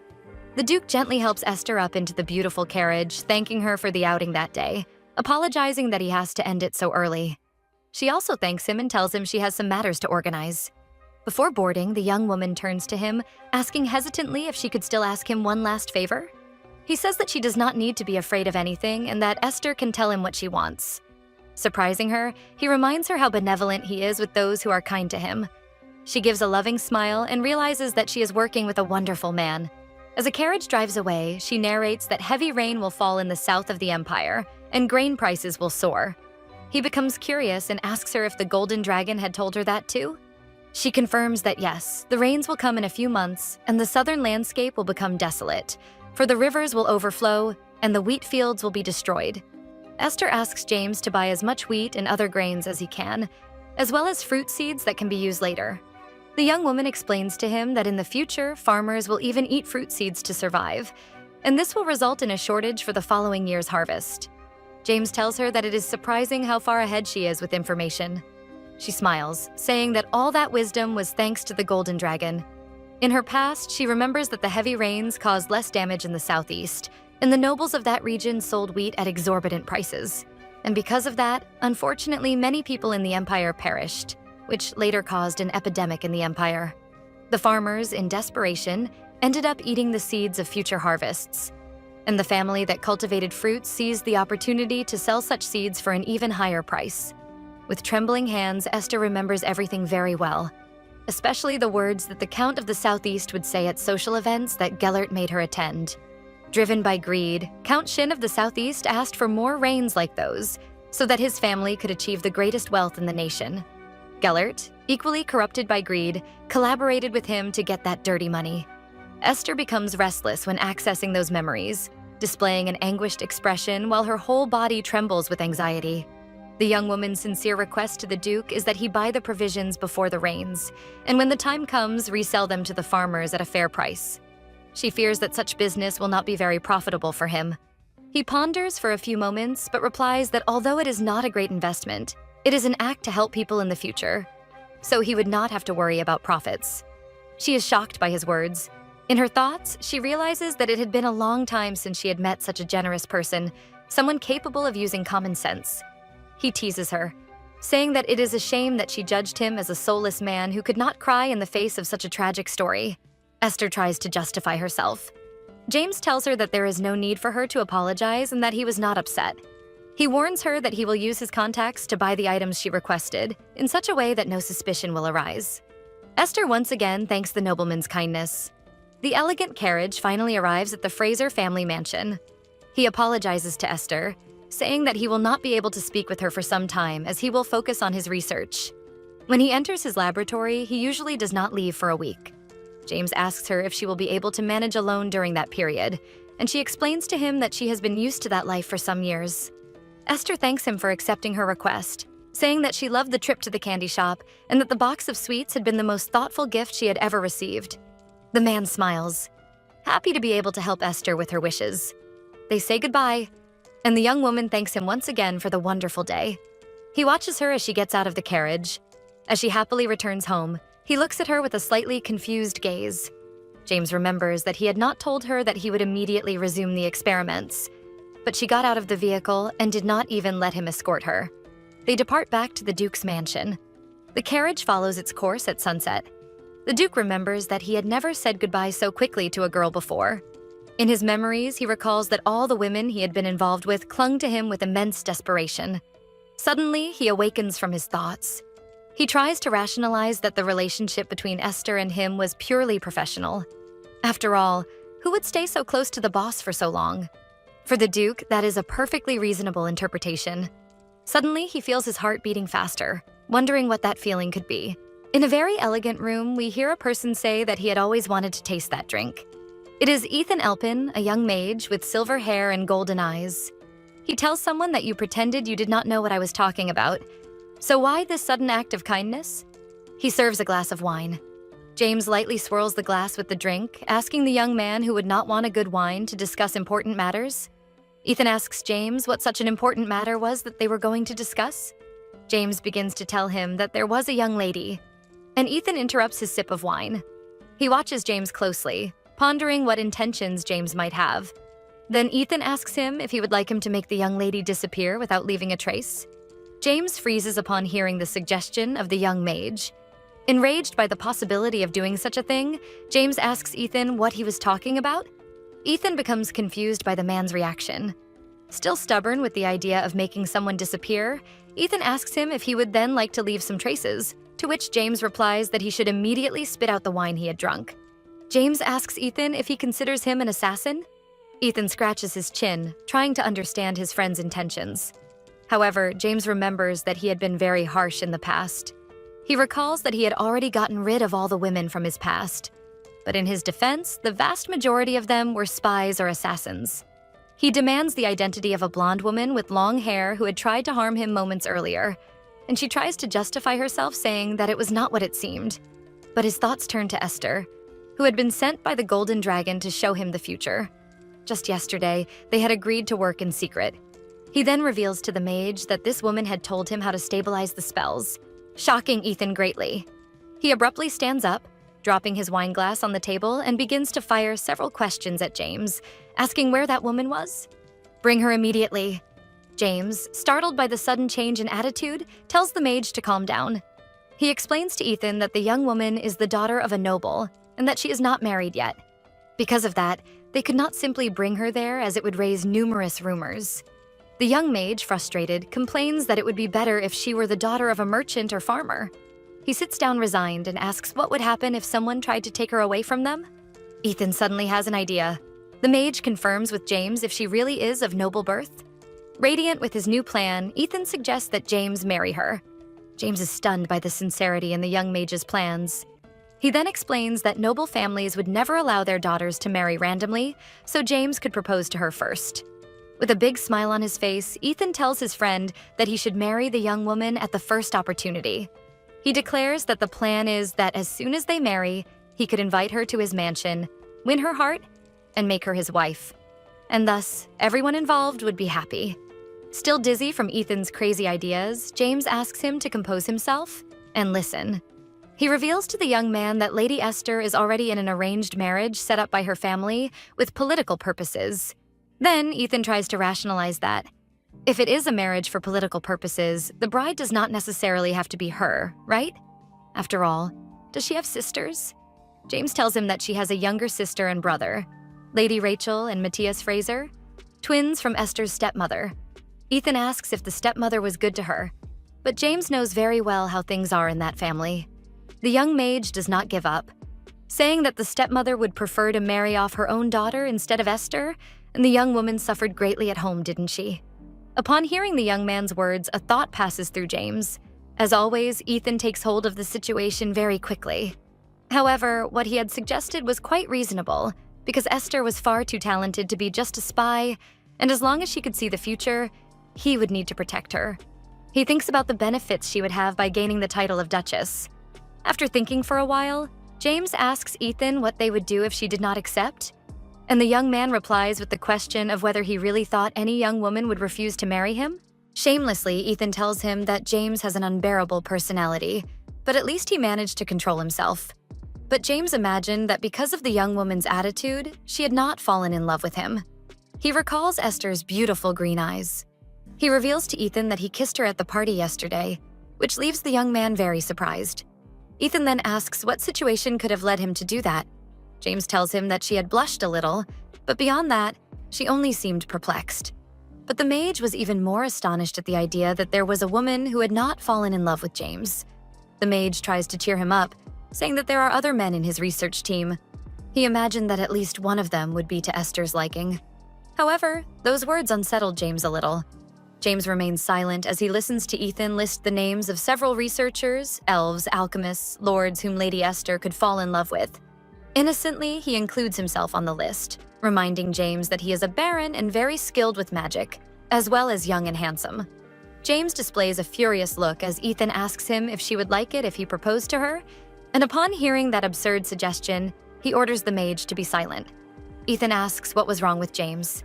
His friend, lost in thought, even considers one of the young men a good match. However, James questions himself why he is feeling so jealous. He stands up and tells the mage that Lady Esther had been chosen by the Golden Dragon, so they needed to offer a great reward for her help. He would propose to her. He tells the young man that he is not only a mage but also a knight, as well as the richest man in the nation and a duke. Ethan asks him about the other time he had failed. James asks him what he was talking about. Ethan asks him why the sudden anger, but quickly adds that if she refuses him, he should let him know immediately so that he could find someone trustworthy to marry her. Letting out a deep sigh, James reassures him, saying that he does not need to worry about that. The man thinks that if he really proposes to her without a plan, she may refuse him.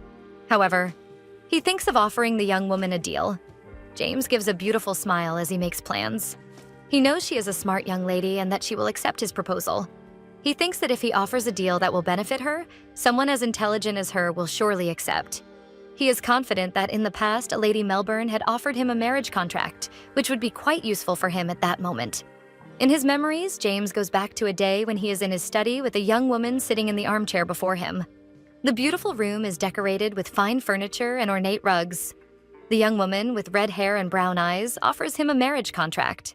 She is Tasha Melbourne, heiress of the Baron of Melbourne. She says she knows he had not yet found a companion despite his age. That fact must bother him greatly. He listens to the young woman's words in shock. She continues her speech and tells him that he will need someone to take care of him, and then insists that they marry and he grant her the title of Duchess. Because if he does, she reveals that she will have fulfilled her role, but that she will not love him. Such statements only increase the Duke's disbelief in what he was hearing. He is completely confused by the situation and tries to understand what madness the young woman was speaking. While she wipes her face with a handkerchief, he wonders if she was trying to make him lower his guard so that an assassin would find him immediately. With firm words, James asks her if that would be a formal contract. After all, a contract is only effective if both parties benefit. She pretends to be clueless about what he was saying. He dismissed her, stating that although he was of age, he was in no hurry to marry and doubted her domestic abilities. For him, the agreement would bring no benefit at all. James reflects on the memories of the past, thinking that her offer had been terrible, and there was nothing fair in that contract.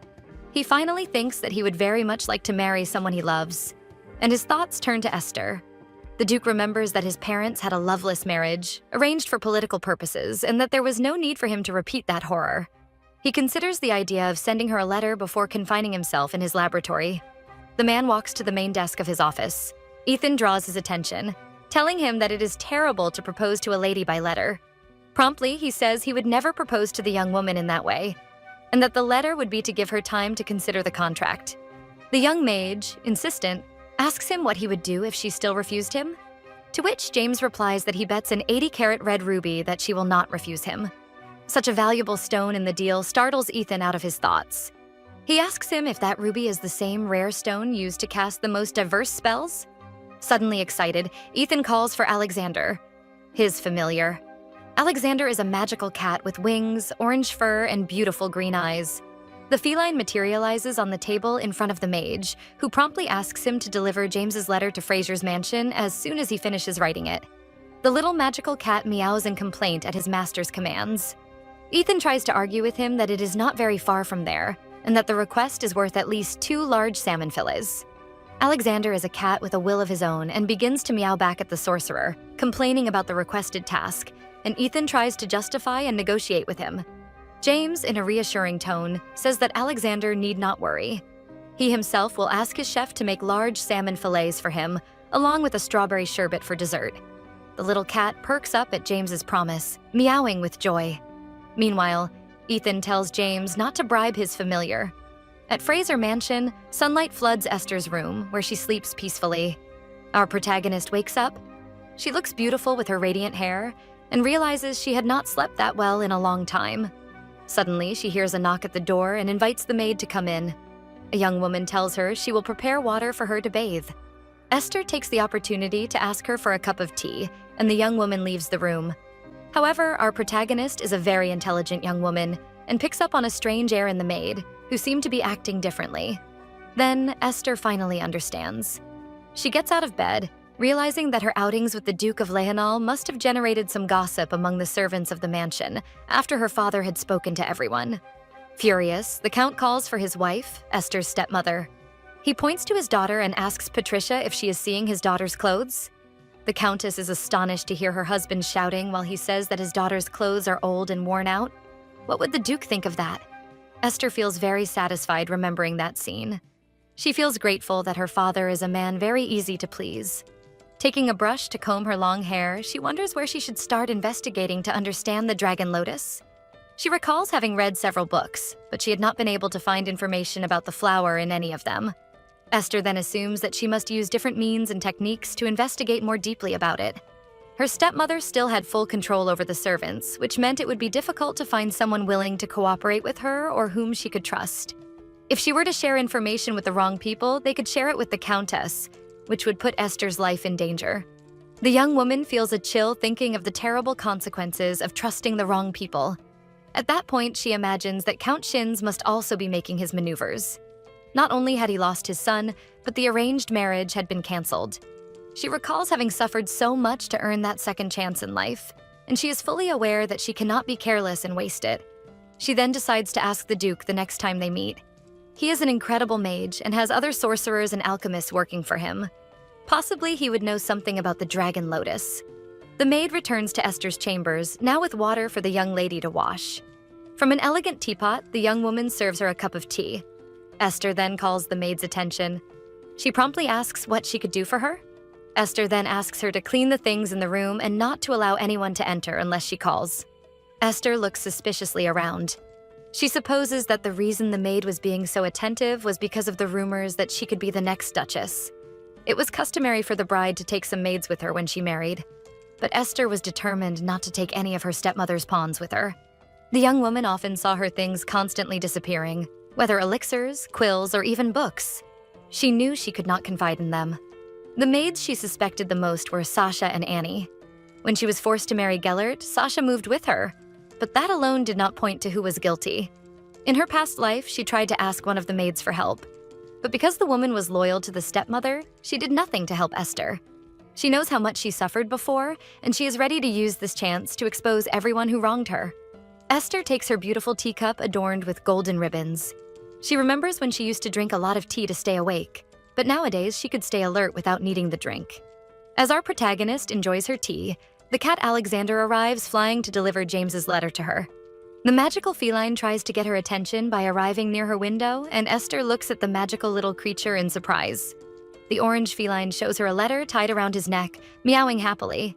Esther and the magical cat look at each other for a few moments. She is amazed by the cat, thinking that she remembered that mages had magical beings and called them familiars. But she did not know they could be like that. The feline licks one of his paws, and Esther is still contemplating him, finding that situation at the very least peculiar. Above all, she also finds him very cute.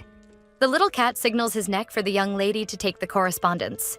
Esther removes the thin collar from the magical cat, wondering what that letter would be about. Our protagonist reads the letter written by James, and in it he says that he was worried he might have caused her trouble at home. He trusts that she is capable of dealing with any issues that may arise. He warns her that they will not be able to make contact for a while, so he decided to send that letter to address a suggestion. Esther has no idea what he might be talking about. He, James Lehenal, would like to ask for her hand in a contractual marriage. Esther is completely shocked and with blushing cheeks after reading the Duke's proposal. The letter continues. Knowing that they had not known each other for so long, and despite it not having been love at first sight, he was certain that such a contractual marriage would be very beneficial for her, as he believed it would be an opportunity she would not want to miss. She wonders what benefits those would be. In the letter, it says that, first, in the name of the Lehinal clan, he would be her sword and protector. If anyone dared insult her, he would defend her honor as a royal knight. Second, his family had resources and contacts, being able to help her in any ventures she wished to pursue. Lastly, he tells her that she would have the freedom to do whatever she desired, and that he guarantees her all the power to accomplish whatever she wants. James is certain that this proposal might interest her, and because he is unable to see her and speak to her in person, he feels frustrated not being able to see her expression. Esther is very flushed as she absorbs all that information. To conclude the letter, he would like to make her a confession. He had never loved anyone, and no one had ever held his heart. So, there were many things he still did not know. He did not have much confidence in their ability to love each other as husband and wife after marriage. However, if Esther accepted this proposal, he would dedicate all his efforts to loving her. Though he could not guarantee that future, he promised her his dedication so that one day they could truly love each other. Ethan calls James so that they could go to the laboratory. He tells her that soon he would enter a portal and spend some time confined. However, should she refuse, Esther would have nothing to lose, as he would do his best to give her all the support she needed. Even without love, he assures her that they would be strong allies and partners in this endeavor. He asks her to deliver her answer to Lord Alexander, the orange magical feline. He could hardly wait for her response. Signed, James. The Duke leaves a note that he will return in a week so she could think calmly about the proposal before replying. Esther wonders if she might be dreaming. She turns to the magical kitten who is watching her intently. The young woman, still not believing what she had read, asks if the kitten could bite her finger. He looks back at her, very confused. He lets out a long sigh. After all, a lord had to do what he had to do, right? Instead of biting the young lady, he delicately licks her hand, letting her know that it was not a dream. Esther absorbs the reality of the situation. She speaks to the kitten, telling him that James had just asked her to marry him. The orange feline gracefully jumps onto her lap. Esther and the kitten get along very well, and he purrs in her lap. She looks at him with affection, still under the effect of the words she had read in the letter. Lord Alexander meows sweetly at her. She wonders if he would truly strive to love her. To tell the truth, the first two conditions would already have been enough for Esther to accept his proposal. What she needed most at that moment was security and freedom. After all, she had already lived through a marriage in which she was imprisoned. For a long time, she had believed that hard work could secure her a family and a husband who loved her. Now, despite the sad memories, our protagonist is determined to leave the past behind, and it would be foolish of her not to accept the Duke's offer. She thinks that after all, even if they did not end up loving each other, she was satisfied with the agreement. Then, with a delicate quill, she begins to write a reply to him. Although it had been a long time since she had written letters, she felt the words flowing naturally at that moment. Esther recalls when she had her own business, and every holiday she would write several letters to all the families that had helped her. Normally, that work would be left to an assistant, however. Her ex-husband, Gellert, had hired a very lazy assistant who despised her, and when she asked him for help, he only wrote something rude and nonsensical. And to show sincerity, Esther decided to write them herself. Those efforts were very worthwhile, as many families felt touched by Esther's words and so continued to support her in her work. She had started her business because of Gellert, and despite that, it had been a rewarding experience as she had met wonderful women. Our protagonist thinks that in the future, she would like to open a new venture. Meeting the Duke had brought her freedom and security, which made her very grateful. When she finishes writing, she asks the magical cat to take the letter back to James. The feline promptly agrees. She thanks him, and they bid farewell. Outside the young lady's chambers, it is a beautiful day, with plenty of sun and no clouds. Alexander flies back to the Duke of Lehinal's mansion, and Esther waves softly. As the afternoon falls, the sunlight begins to fade. A door opens, and a maid starts to sneak into the room. She locks the door right after. The young woman begins snooping through the drawers of Esther's vanity. She grabs a comb decorated with pearls and roses. The maid seems very nervous and gives a nervous smile. She repeats to herself several times that none of this was her fault. Taking the comb with her, she says that all of it was Lady Esther's fault. She sweeps the floor of a very elegant corridor. The young woman lets out a long sigh of dissatisfaction. She is Annie, one of Esther's maids. She laments not working for Lady Rachel. All of her maids received satin ribbons and beautiful sleeves adorned with lace. Compared to Rachel, Esther made them work too much and did not give them generous rewards for their efforts. The maid's look is furious. Since she had to go into the young ladies' chambers to clean them, it was only fair to take a few trinkets for herself, wasn't it? Some maids laugh quietly, whispering something, and Annie notices the movement. The two are talking about something that had happened some time ago. The fact that the Duke of Lehenal had escorted Lady Esther back home. Her carriage was fabulous. Annie listens to the conversation in shock, while the young women talk about the platinum ornaments on the carriage doors. The young woman suspects that Lady Esther may point the finger at her or Sasha when she notices small belongings missing, and she certainly would never take a maid she didn't trust to work for her and the Duke. Annie grits her teeth in frustration. Throwing the broom on the ground, she thinks all of it is so frustrating. She has the thought that, since Esther would not take her to the Duke's mansion anyway, the young woman makes sure that no one else is there with her. Then, she sneaks back into Lady Esther's chambers. Driven by greed, she judges that her mistress would not miss a few little things that disappeared. And all of it was her fault for treating the maids so badly. She commits a theft, and her motives are to place the blame on Lady Esther. After some time, our protagonist stands before her vanity. And then she is certain that it is Annie who is behind the small thefts. A few hours later, there is a knock at Esther's door. Another maid enters the room at the young lady's request. Esther tells her that she would like to ask her a few questions. She sits down a little nervously, asking what it was about. But Esther reassures her, saying she does not need to be alarmed. Our protagonist offers sweets, which clearly cheer the young woman up. She politely accepts the sweets while Esther sits in front of her. The protagonist asks her if she knew anything about Annie and Sasha, as she was curious to know how they behaved when she was not around. How were they with the other servants? Were they liked? The young woman eats the sweets while listening attentively to her mistress's questions. However, she wonders why those doubts. Sasha is very good at her job, but terrible with conflicts.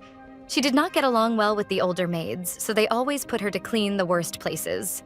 Annie, on the other hand, was the opposite, very friendly and talked a lot with others.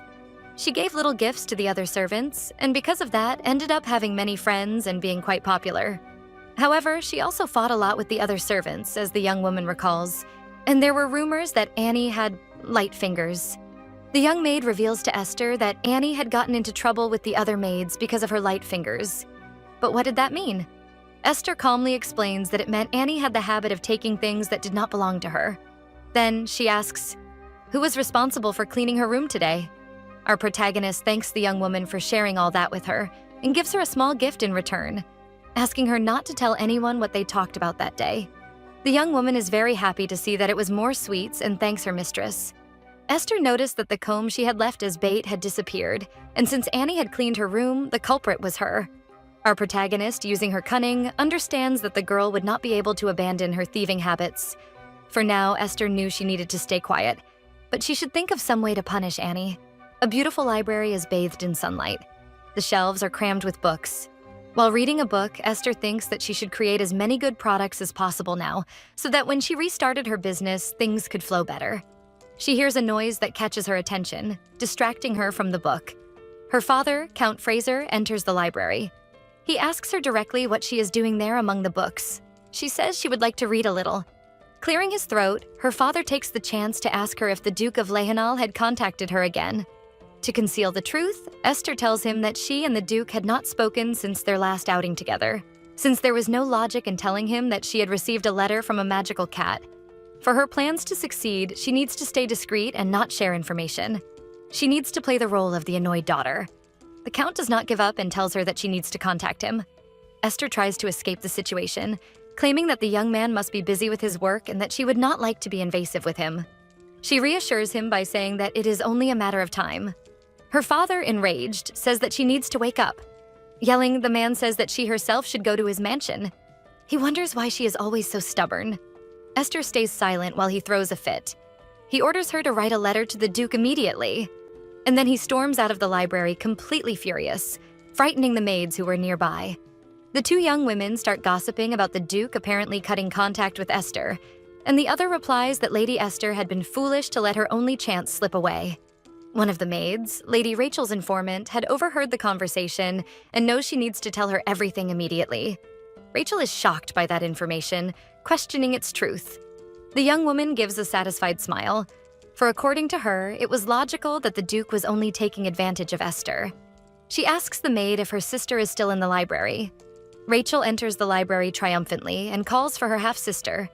Directly, she asks Esther about the Duke having cut off contact between them. But our protagonist does not take the bait, simply answering that the Duke is a busy man. Rachel tries to provoke her by saying that he must not have liked the way she dressed last time, as it was a deplorable outfit, and that must have irritated the Duke. She approaches Esther, saying that if her sister had listened to her, that would never have happened.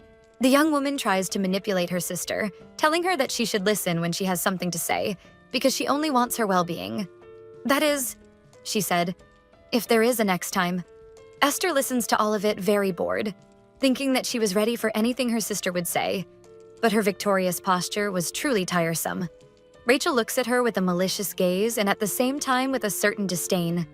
However, Esther accepts placing herself in a subordinate position before her family so that they will leave her alone and she can continue with her plans.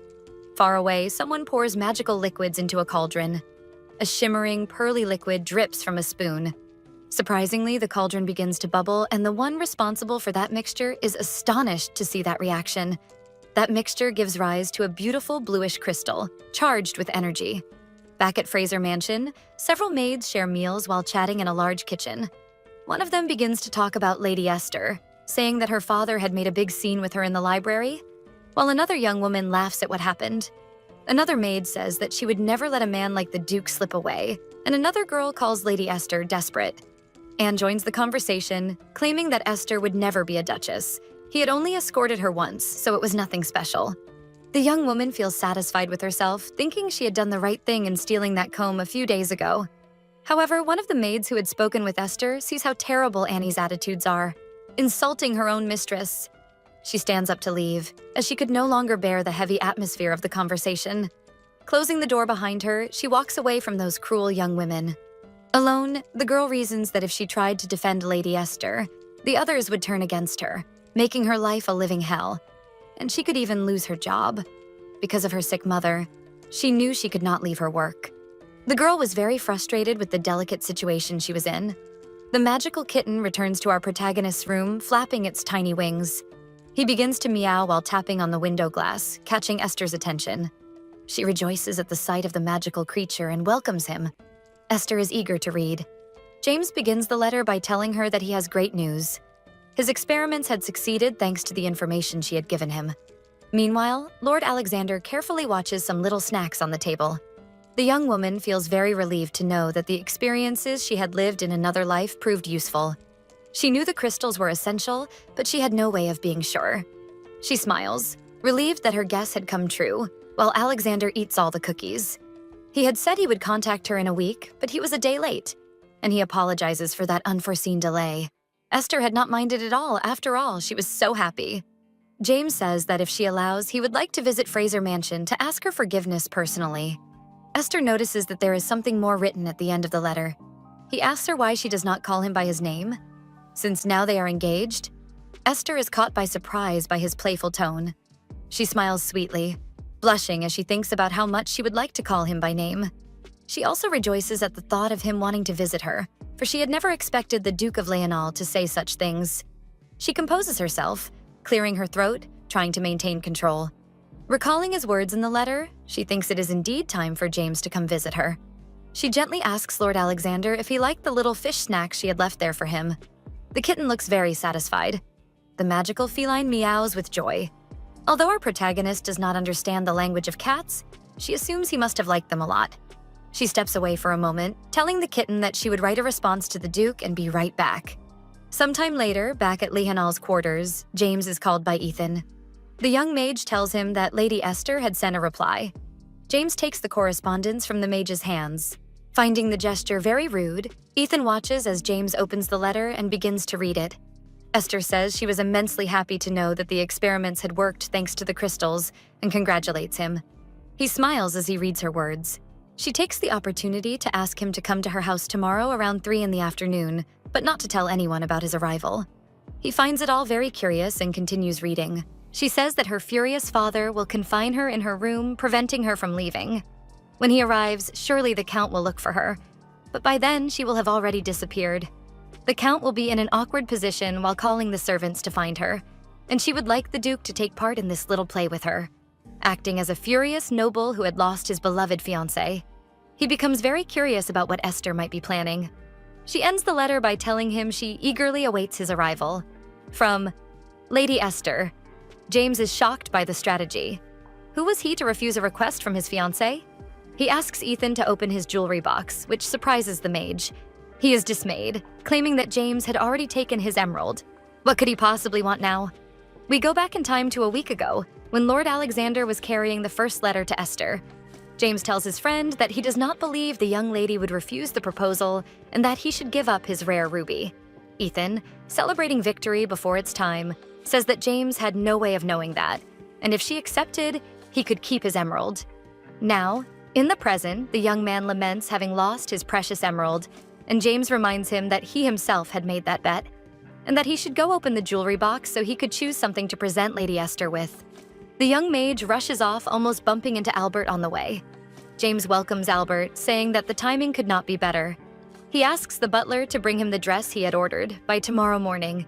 Albert is surprised by the request and says he will do his best to have the garment ready, even if they need to offer more money. The butler wonders if he will finally meet the lady for whom the dress was intended. He remembers that James's parents, the former Duke and Duchess, never got along very well. Because of this, Albert will accept any young lady James chooses, as long as she is someone he likes. As he leaves, the man grows emotional at the thought that James will meet a good young lady from a noble house.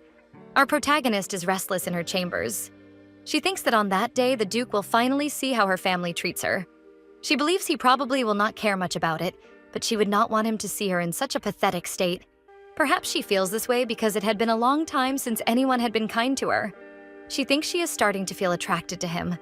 She realizes it is already time for lunch, and there is no time to remain lost in her thoughts. The family sits down to lunch in a luxurious room adorned in red and gold. Esther sits next to Rachel and begins to eat disinterestedly, which catches her sister's attention. Rachel aggressively asks why Esther is barely touching her food. Was this her new way of seeking attention? Rudely intruding on the sisters' conversation, Esther's father tells her that if she has something to say, she should say it immediately.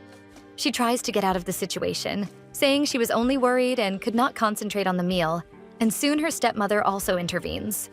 The Duchess says coldly that if her behavior was because of the Duke of Leonal, her worries would not solve anything, and she should return to eating. With an assertive look, Esther says she was mistaken and that her worries were not directed toward the nobleman. She quickly changes her posture and says that he was not the type of person to worry her or make her jealous. Her stepmother then begins to ask her what it was really about.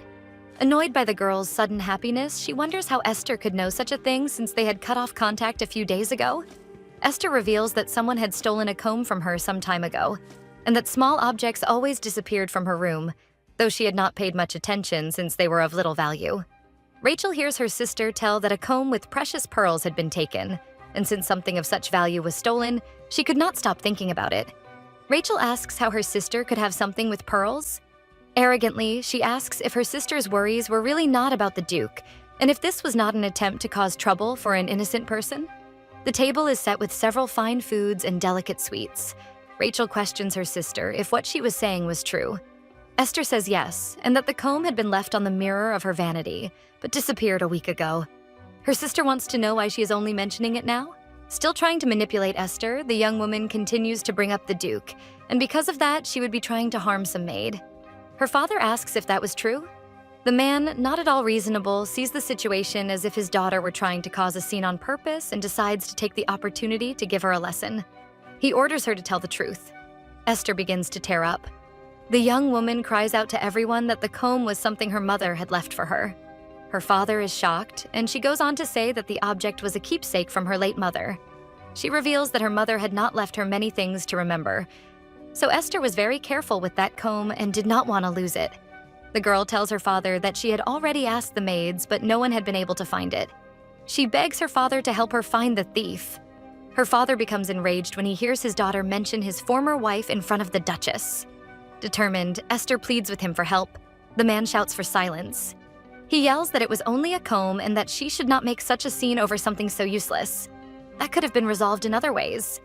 The man, overcome with rage, orders Esther to go immediately to her room with no permission to leave.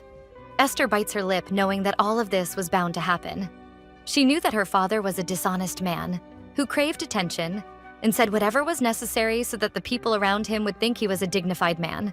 But he was nothing more than a fraud. While Esther mourned the loss of her mother, he was already flirting with another woman. And that was not all. Her stepmother had become pregnant by him well before they were married. The twins had been born only 5 months after the wedding.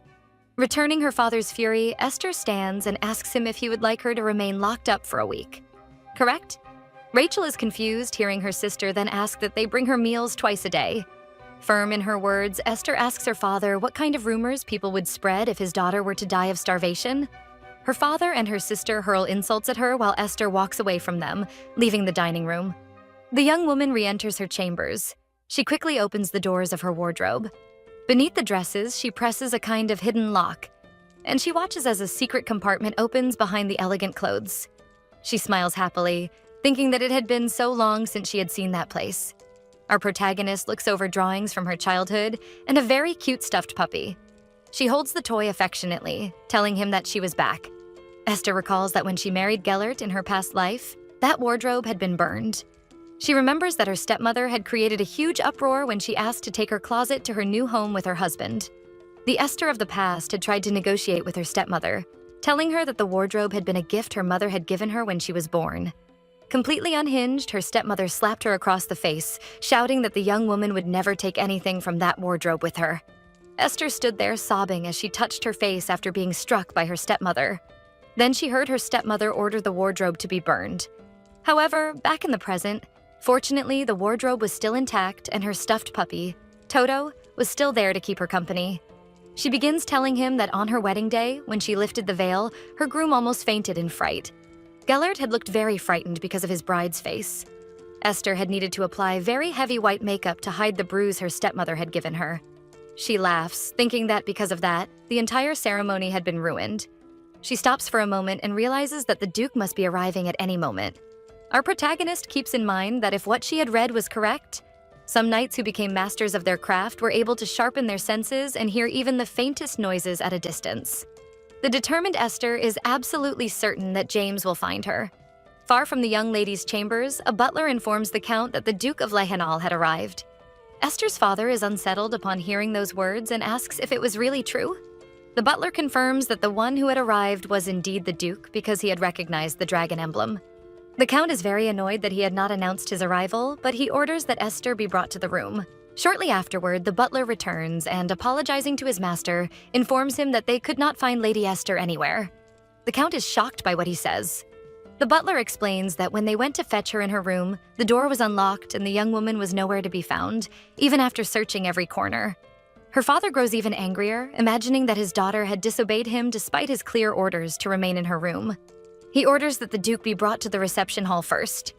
In the immense room, the Duke sits impatiently with his arms and legs crossed, and while the Count and Countess observe him, Rachel brings tea to serve them. The Duke looks disinterestedly as the young woman serves him a cup of tea. Rachel seemed to have prepared herself especially for that occasion, with neatly combed hair and a beautiful lilac dress. Casting a furious glance at the family, he asks, "What was going on?" He says to the Count that he was there to see his eldest daughter, Lady Esther. Trying to smooth over the situation, the Count tells him that the young lady was still asleep. In truth, the malicious man had wanted to say that she had gone out, but the Duke had stopped his carriage right in front of the mansion, so that excuse would not work. The Duke looks annoyed at the older man, and the latter wonders where his daughter could be. In addition, the Duke notices much murmuring in the house, mentioning Lady Esther, and he asks the Count if his home was always so noisy. Had something happened? The noble knight asks the Count when he intended to bring Lady Esther into his presence. The older man tries to disguise his discomfort, but is interrupted. The Duke points out that the Count seemed to have very little interest in his daughter, and he continues to provoke him, accusing him of having lost his own daughter inside his house. The stepmother also listens as the Duke says that all of that was very embarrassing. He turns to her and asks if Esther was not really her daughter, correct? Without leaving his act, the Duke says that he is tired of waiting and informs everyone that he himself will go look for her. The young woman's father tries to stop him, asking him to wait a few more minutes. But the Duke ignores him, moving away quickly. Determined, the man moves away under the Count's protests. His gaze is furious, and he urgently wishes to find Lady Esther. The older man follows him through the corridors of the mansion, calling him incessantly, but the Duke ignores him completely. Suddenly, he hears a very soft sob from someone who did not seem like they would stop crying anytime soon. He realizes that there was only one person who would be in tears in that house with that family. Meanwhile, inside the wardrobe, our protagonist cried heavy tears of sadness. She was remembering her son, Luca. Specifically, that when she was pregnant with him, she was able to feel genuine joy. The young woman caressed her belly affectionately, thinking about when she would finally see him. Still, in her return to the past, she remembered having seen a young woman on the street with a child who looked exactly like her. Esther wonders if her son would also have her features. In her memories, she could hardly wait to meet her son, Luca. In her painful past, the young woman remembered how her cruel husband had defiled their child's room with a maid, leaving the child alone. Her trauma always takes her back to that fateful moment. She wonders what she could have done so that it would not have happened. Suddenly, she wakes from her thoughts, hearing her name being called by someone. Then James opens the wardrobe door and finds her there completely vulnerable. She looks at him with great surprise, despite what they had arranged between them. James then realizes that she had truly been crying. The young woman's big green eyes were very expressive and brought him many emotions. He stops and ponders for a few moments, asking himself why she needed to hide and cry alone. Our protagonist is still slightly in shock as he pulls her out of the wardrobe. Bringing her closer, he seeks to reassure her, apologizing for having taken so long to find her. She listens emotionally as he tells her that she no longer needs to feel afraid. Despite James's soothing words, she cannot prevent a tear from falling.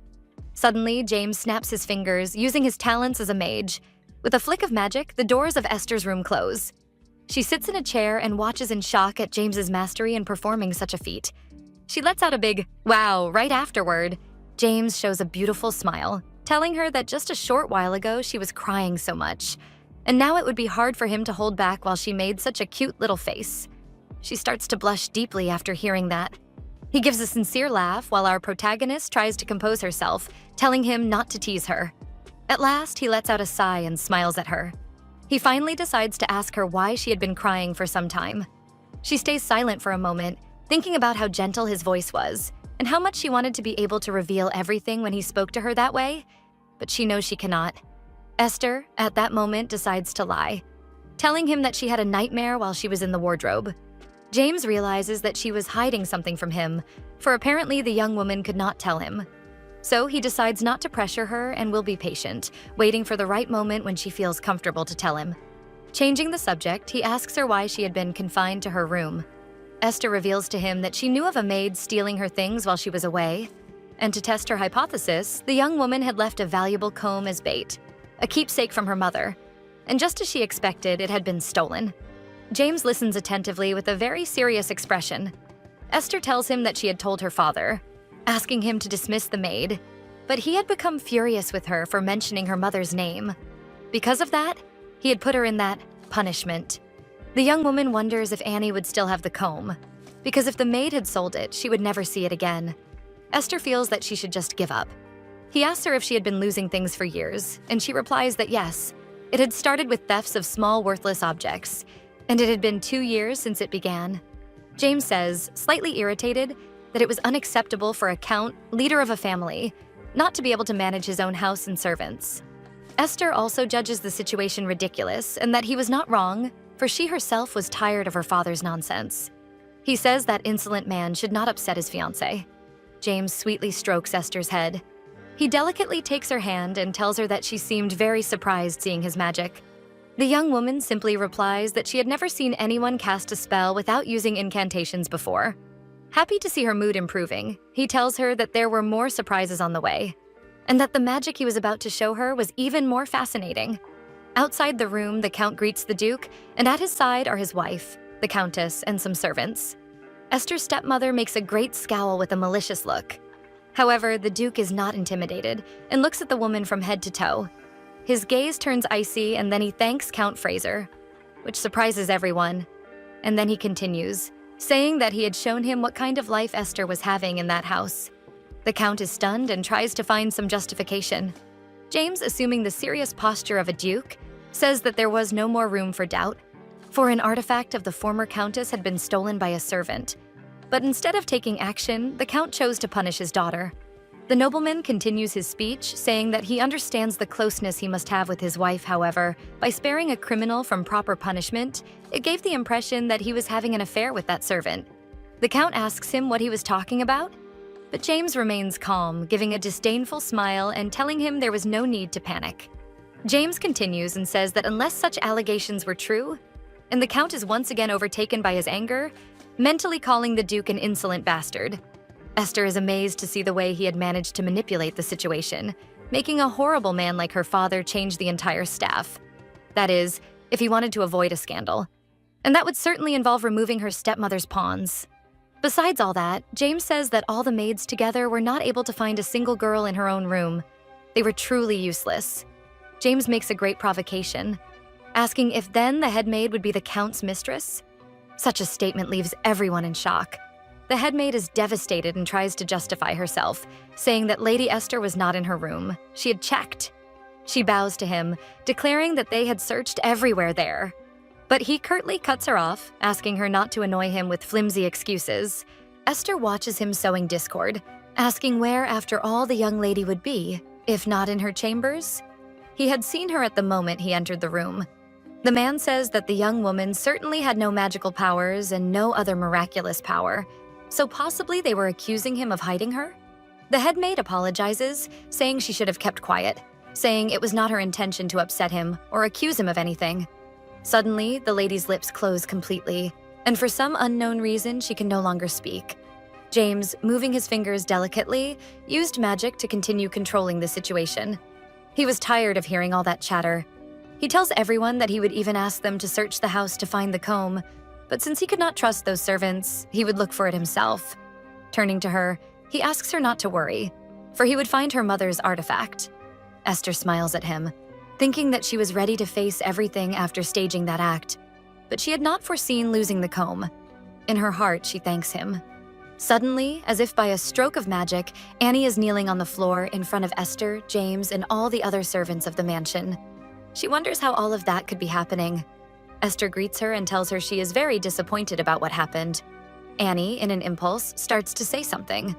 Bowing before Esther, Annie begs her 1,000 pardons and that she had been taken by greed, unable to control herself. She asks her lady to grant her a new chance. After all, she had served her wholeheartedly for the last 3 years. Our protagonist then asks her, why was she apologizing? Then Annie reveals that she had stolen something very valuable that belonged to Esther. She had lost control when she saw something so expensive on the dressing table, and because of that, Esther steps forward. She obstinately asks her why Annie only stole things from her and from no one else in the mansion. Because everyone knew that she also cleaned the room of Matthias, Rachel's twin brother. Annie panics as Esther asks her why she had never stolen anything from him. She asks if the maid despised her for not having any power in that house. Despite the maid thinking that way, stealing anything from Esther is crossing the line. Annie, in despair, tries to apologize more times. She tries to manipulate Esther, saying that Lady Rachel's maids are always receiving expensive gifts, and that she had never given her anything. Esther asks if that was really the answer. After all, from what she knew, Rachel never gave gifts to anyone without ulterior motives. If the maids were receiving gifts, then there was a plausible reason for it. Agitated by fear, one of the girls with old burn marks begins to touch her skin. Esther takes a document, warning Annie that because she had done bad things, she would leave without that month's pay. In return, Annie could keep all the things she had stolen except the comb. Selling those objects would give her enough money to cover her dismissal. In a final act of kindness, Esther gives the girl a letter of recommendation so that she can find another job. However, that act of kindness came loaded with truth. For in that letter, besides recounting the maid's years of service to the Fraser family, it also revealed that she stole valuable items from her employers. Esther continues to read the letter aloud, saying that Annie would be a great addition to any household that wanted to get rid of its belongings for free. Annie exclaims that Esther could not do such a thing to her. The girl lunges at Esther, wanting to grab the letter from her hands. But she is stopped by James, who protects Esther from the girl's fury. He shouts to one of the butlers to stop that girl from doing anything else. 2 men firmly grab the enraged young woman, preventing her from attacking Esther. Our protagonist warns her not to even try to get rid of that letter. Her father had stamped it with the Fraser family seal, making it a legitimate document. Tearing or burning any document signed by a noble was against the law. On top of that, The Duke had placed a spell on that document that would alert the entire city if anyone damaged that letter. Annie was clever and should know what that meant. Annie is terrified, finally feeling the weight of the consequences of her actions. For the last time, she tries to beg Lady Esther for forgiveness, who simply asks that they throw her out. The butlers drag the screaming girl outside. Esther and James are together in the great family hall, and around them, several maids are whispering, fearful of the situation that had just happened. Our protagonist tells all of them that she hopes that incident serves as a lesson. With a cold expression, Esther declares that she was sure that some of them thought she was abusing her power and that the Duke had favored her. But in truth, no one knew what the future held. They should not despise a person simply because of her situation. And they should not flatter a noblewoman thinking that she would defend them. Esther tells everyone that she does not believe that everyone there were opportunists. She reveals to the servants that the reason she punished Annie was because she never treated her with a shred of respect, and such words leave them quite shaken. Our protagonist, with a very mature posture, orders the servants that from now on, they should treat all people with dignity and respect. James, at her side, smiles as he sees his fiancée so strengthened. After the young woman's speech, he says they should return to the reception room. She holds his hand and agrees. The couple climbs the stairs, moving away from the servants.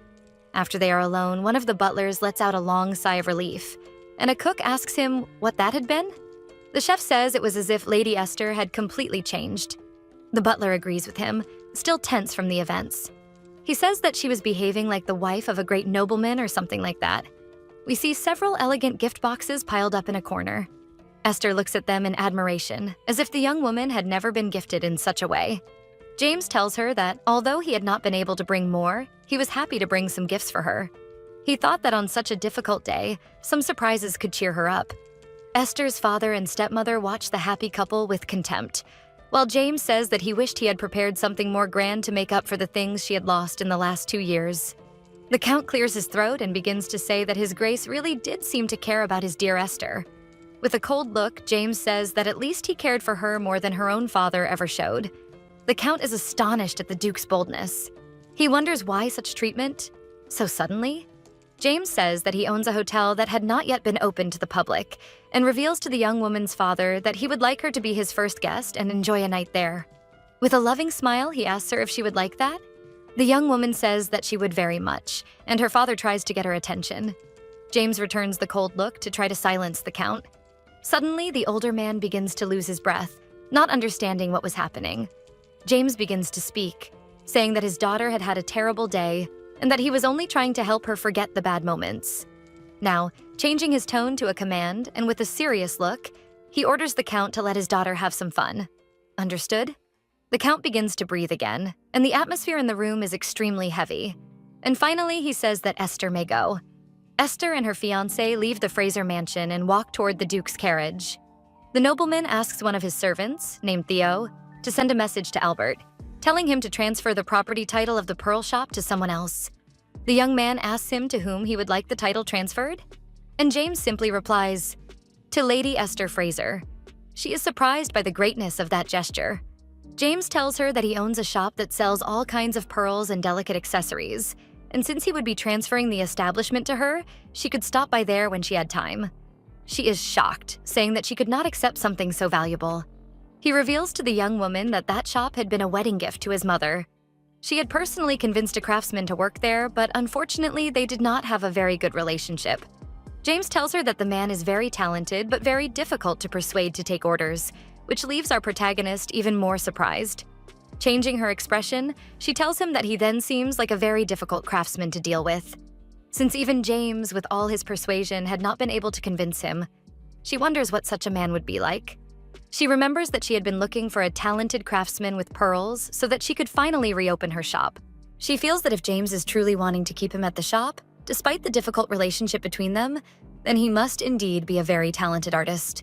And that's it for today, everyone. I hope you enjoyed the story. What are your thoughts? Esther's future seems full of surprises, but do you think this will bring happiness or more problems? Tell me more in the comments. This work is called A Golden Fate That Transcends Time, and our recap went up to chapter 18. And if you want more, don't forget to like the video and subscribe so you won't miss any new ones I post. Kisses and see you next time.